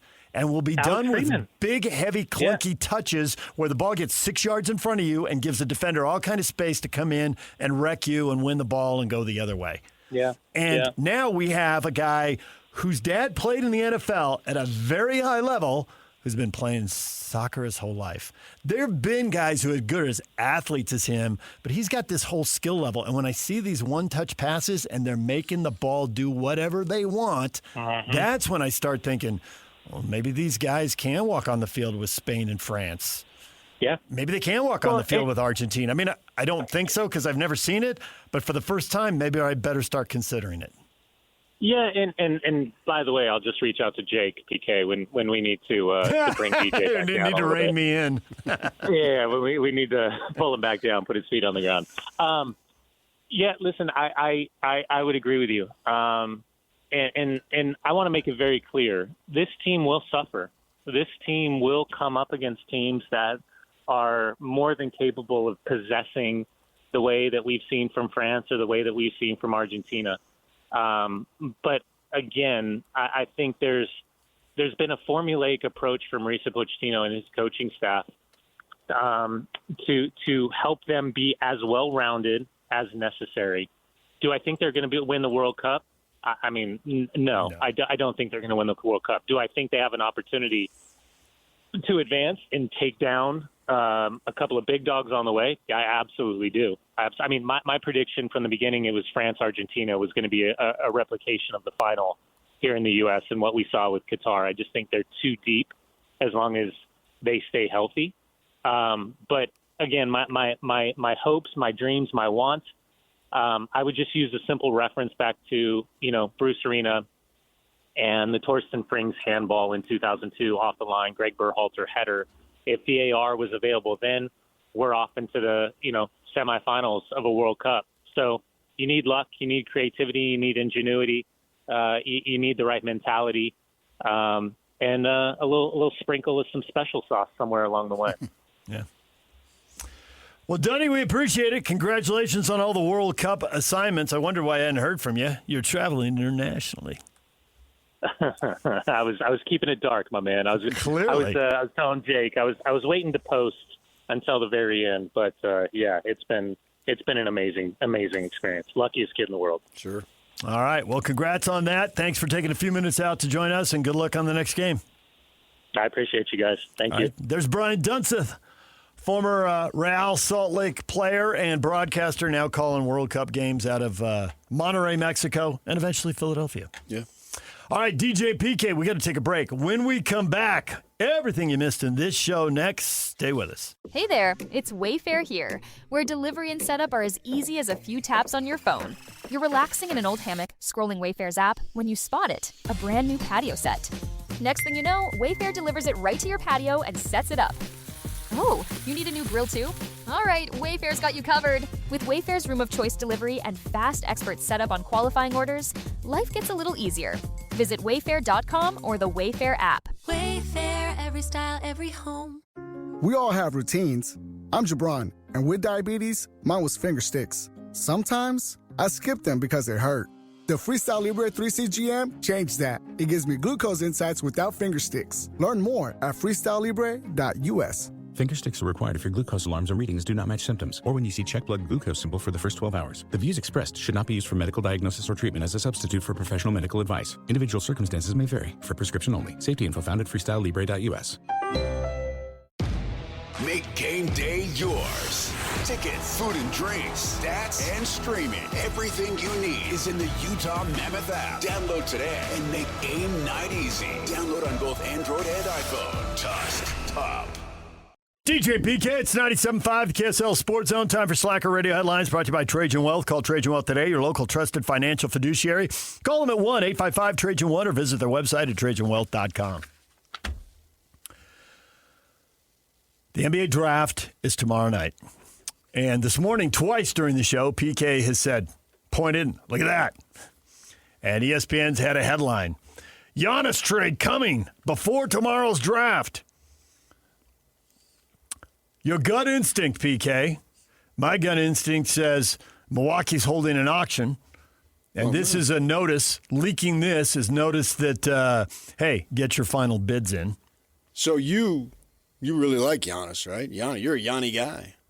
I do like Giannis, and he's had a great career, but I suspect someone's about to overpay for him. He has not. Isn't that the way it is? A player like him? It is. Yeah, I agree. And it is. What do you mean overpay, though? It's pretty risky because he hasn't been able to stay healthy and stay dominant, and he needs to be on the right kind of team to win. When they won, David Locke was using an example. Do you want a player who's it's ballpark? Yeah, ballpark. Do you want a player? Locke was saying, do you want a player who's good for 44 minutes, or do you want the player for the last 4? Well, Giannis is built for the first 44. Not a great free throw shooter. Doesn't have a lot of faith. We've seen him play hot potato with the ball at the end of close games in the playoffs. And when they won, Chris Middleton was at the peak of his powers and hit a lot of big fourth-quarter shots. Chris Middleton. I know. Role guy, and yet Drew that Holiday. Yes, also. And those two guys were the perfect combo with Giannis to get it done one time. And one time is good enough. Especially in Milwaukee, where they hadn't done it for 50 years. Boston and Miami, do they have the right pieces to go around him? Because he's not. Yeah. Well, what are they giving up? Is it going to be Brown?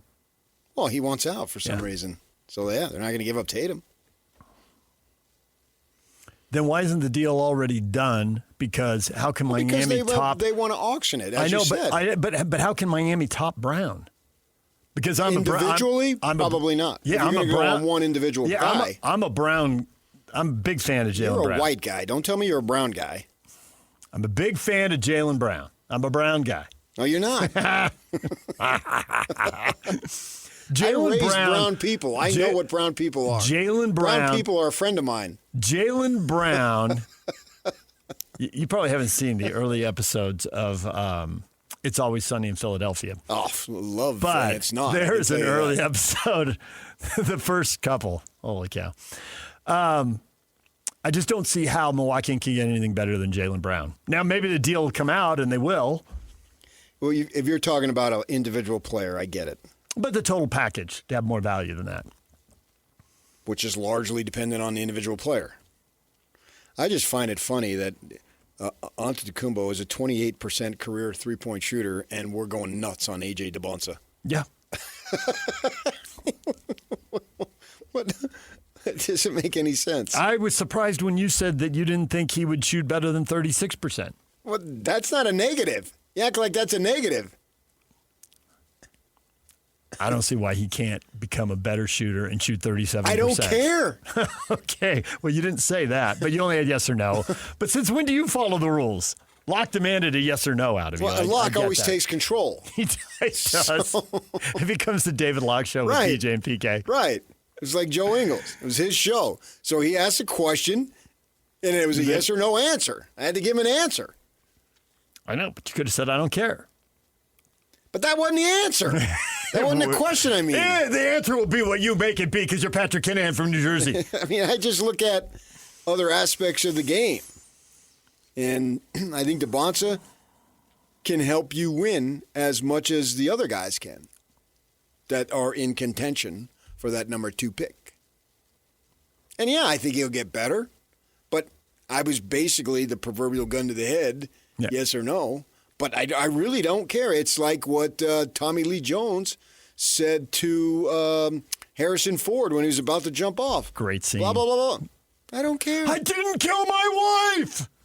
I don't care. Right.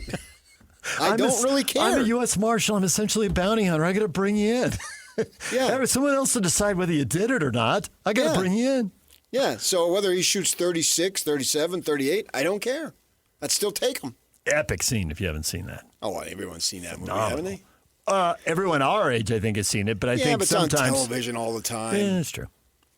I am surprised when I talk to my kids, or not so much my kids because I've had them watch a lot of the classics, but their friends don't necessarily know. Well, it's a good mystery movie. Plus, you get a few minutes of Sheila Ward. Nice. I don't like the way you said nice. I know. That's why I did That it. was not, no. I know. That's why I did it. Did it get a laugh or not? I can throw that stuff No, it was out, more like a but cringe. You get creepy. Yeah. That was not laugh worthy. That was nice. Yeah. Except he laughed. As my friend's wife would say, perv. Have you heard that for the last week up in Jackson Hole? It's not her. Oh, not that friend. So no, you played golf with him. Yeah, she had a little shoulder surgery, and she showed us her scar. Mm-hmm. And I go, let me see that again. And I go, I can't, a little lower. She lowered it. A little lower. And then Donna, oh, you perv. But I thought it was funny, and I know him well enough that I could get away with it. 1, 2, 3. What do you think right now? You get to change. You'll read. I know you're watching. Dunseth Boozer. Yeah, I agree. And we'll watch a bunch of stuff, and we'll come in and see if we feel different tomorrow. I don't know that I agree with. I don't necessarily disagree, but I certainly don't know that I agree with Locke, and I respect his knowledge as much as you do. Maybe you a little bit more because you're into the numbers. That where he says, from where they are now to the ceiling, that gap is lowest for Peterson. I don't know. I totally understand that. I don't know that I agree with that. Oh, really?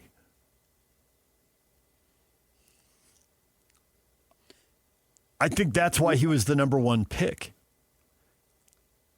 I understand that. But he threw them, and I get he threw the wrench into the whole game plan here because he's protecting the money. And I totally agree with you that that's what drove that advice and why he sat, and then it gets in your head. It becomes its own thing and spins out of control.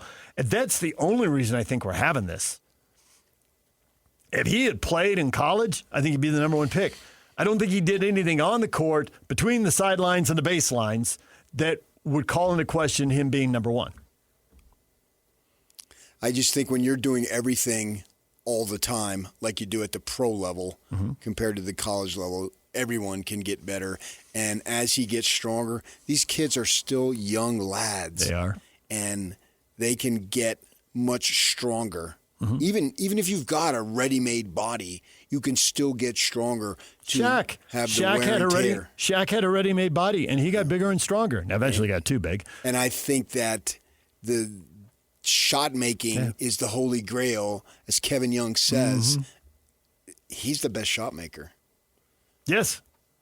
And he'd be the number one pick. And Boozer's a great scorer and all that, and I love the guy too. The drama I've been watching Boozer for 2 years, 3 years. The drama of Peterson sitting on the sideline is the only reason I think we're having a discussion about number one.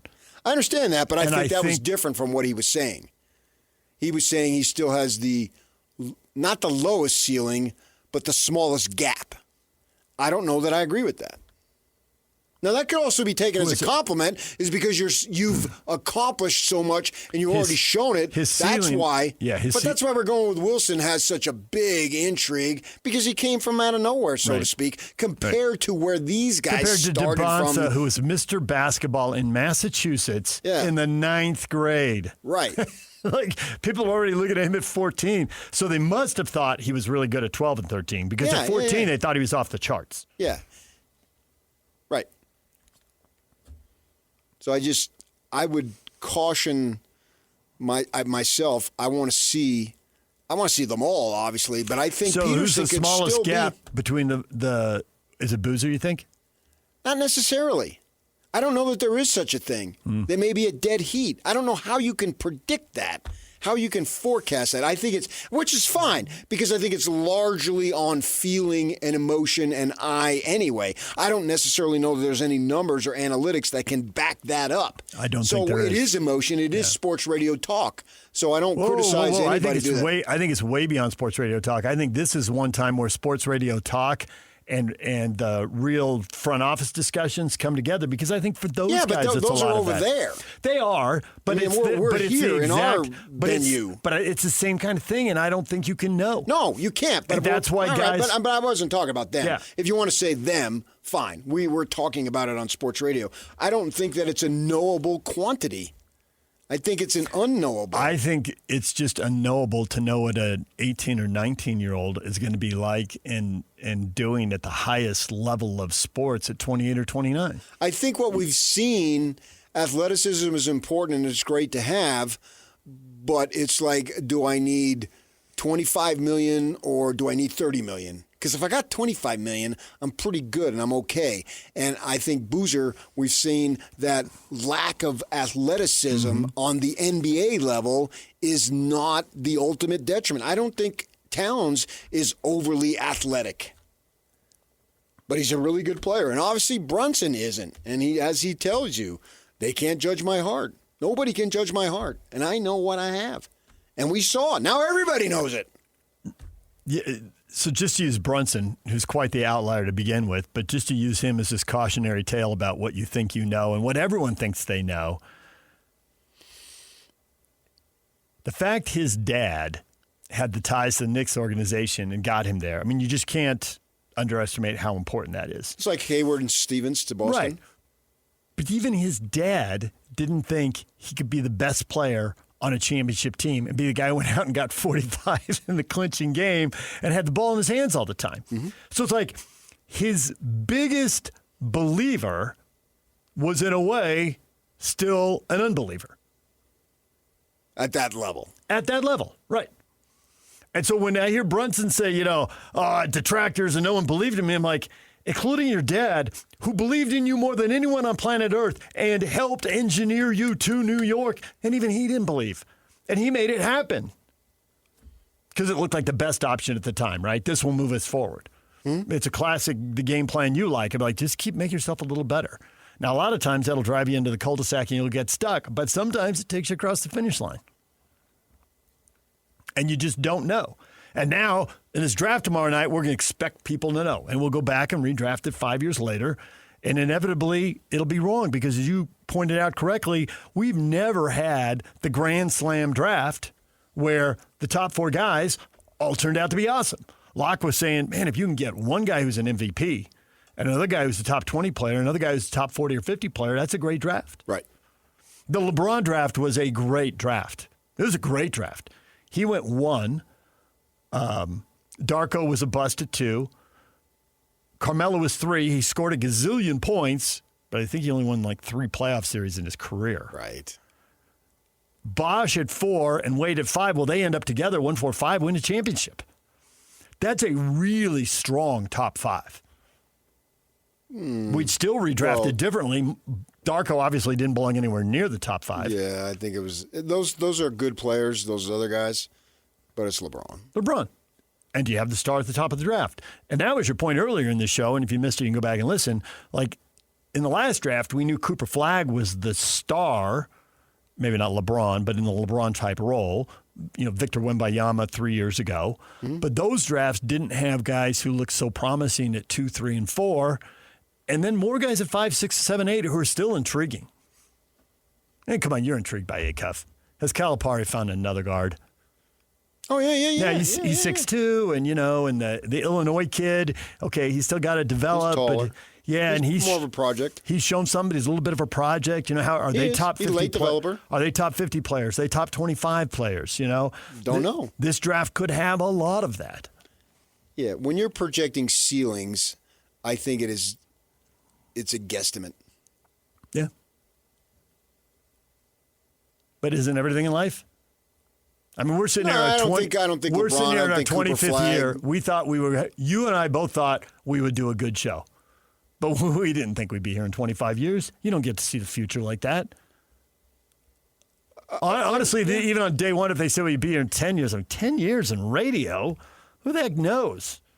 Stations get sold and people with new visions come in and want to do their own thing. I mean, you don't know. Yeah, but when they dream of good radio, they dream of me. There it is. Dream a little dream of me. That's why engineering's got it cranked up down there. They're just hoping you sing. Got it cranked up. And apparently you're not done with me yet. We'll have the next few days or so. All right, DJ and PK, there you go. That's a lot of what we've been talking about. Brian Dunseth on the World Cup, David Locke on the draft, Bob Casper on the U.S. Open. A lot going on this time of year. You can hear those interviews wherever you get your podcasts. Download them, listen to them. Oh, a new thing this weekend. I ran into a guy. He's like, I love your show. And he was going to keep going. I thought he was going to say, I listen every morning, right? We've heard that. He goes, I go to sleep to you guys on YouTube every night. See? It's a new era. Who knew when we started it would come to this? Yeah, there's a line or two I could use, but I'll pass. Probably for the best. When we come back, your feedback next. Stay with us. Join Jake and Ben at JCW's and American Fork for the NHL Draft Roundtable, Friday 2 to 6 at 580 East State Street. We're going to have an NBA Draft Roundtable and an NHL Draft Roundtable. Tuesday for the NBA, Friday for the NHL. We'll be in South Jordan Tuesday, and then 580 East State Street. Yeah, the one down in American Fork on Thursday, and then Bear got extended a year on his contract. Bear did get another year tacked on, so he's signed up for 2 years now. Question of the morning, draft week is here. What is your gut instinct? Ben, My gut says Peterson, but I think the Jazz might go for Boozer because they see potential character issues with Peterson. But I can also see the Wizards taking Peterson, in which case it's a no-brainer. The Jazz take AJ. I think the Jazz board has AJ 1, Boozer 2, Peterson 2B. 2A and 2B might as well be 2 and 3. What's the difference? Well, I think he's trying to make a point that it's close, but yeah, I get your point. I think it's all close. That's why we're still having these discussions. Which is just great for us and our business. Fact. Gary says, my gut says the Wizards take AJ and the Jazz take Cam. Not because they don't like DP, but because they can't really miss with either. Might come down to perceived culture fit. Perceived culture fit. That sounds deep. What culture fit? I don't know that that's as big of an issue. And obviously for Peterson, potentially a little. The other two guys seem to be fine. And in culture, DeBonsa, that's what's cool about DeBonsa. He was willing to come across the country when nobody in his stature has ever done that. And he fit in like he was a Utah County resident, basically. You know what I mean? A lifer? Yeah. And it seemed like it was seamless. And so I think he's adaptable. Plus, he, at his young age, is basically a man of the world. He has been all over the place. Okay, but isn't Peterson like that? Well, they got this deal here we didn't play. I'm saying it's just a That's it. It comes down to he went to Kansas. Everybody goes to Kansas. But he also, so he grew up, I understand. High school in Ohio, West Virginia, and Napa, California. And then he goes to Kansas. Well, all those guys, it doesn't seem like they go to your local high school. It's not the world in which they live. But nonetheless, he's been all over the country to do it. Right, but DeBonsa still went to a place where nobody has been with what he brought. Whereas Kansas, that's a much safer pick. Yes, it is. And that's not. I'm not taking anything against that kid. I'm just saying I don't think DeBonsa, with the culture and the fit and all that, I don't think that's even a slight issue. Scott says, I believe we will either take Darren Peterson to 2 or trade down to 3, get the 16th pick and maybe an asset, and then draft Cameron Boozer. I'm scared to death that we take Boozer at 2, and it's obvious he's third on most teams' draft boards. Don't screw it up, front office. Oh, yeah, but I don't care what they think. That's like recruiting most teams' draft boards. It's what you see in the individual. The Utah football program has built a program of renown basically on what the coaches see. True story. Yeah. And see something, bring him in, coach him up, and watch him take off.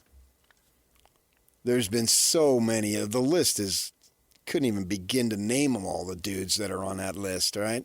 No way. So I'm not as worried about what somebody else thinks, because how do I know they're right? You don't. Right.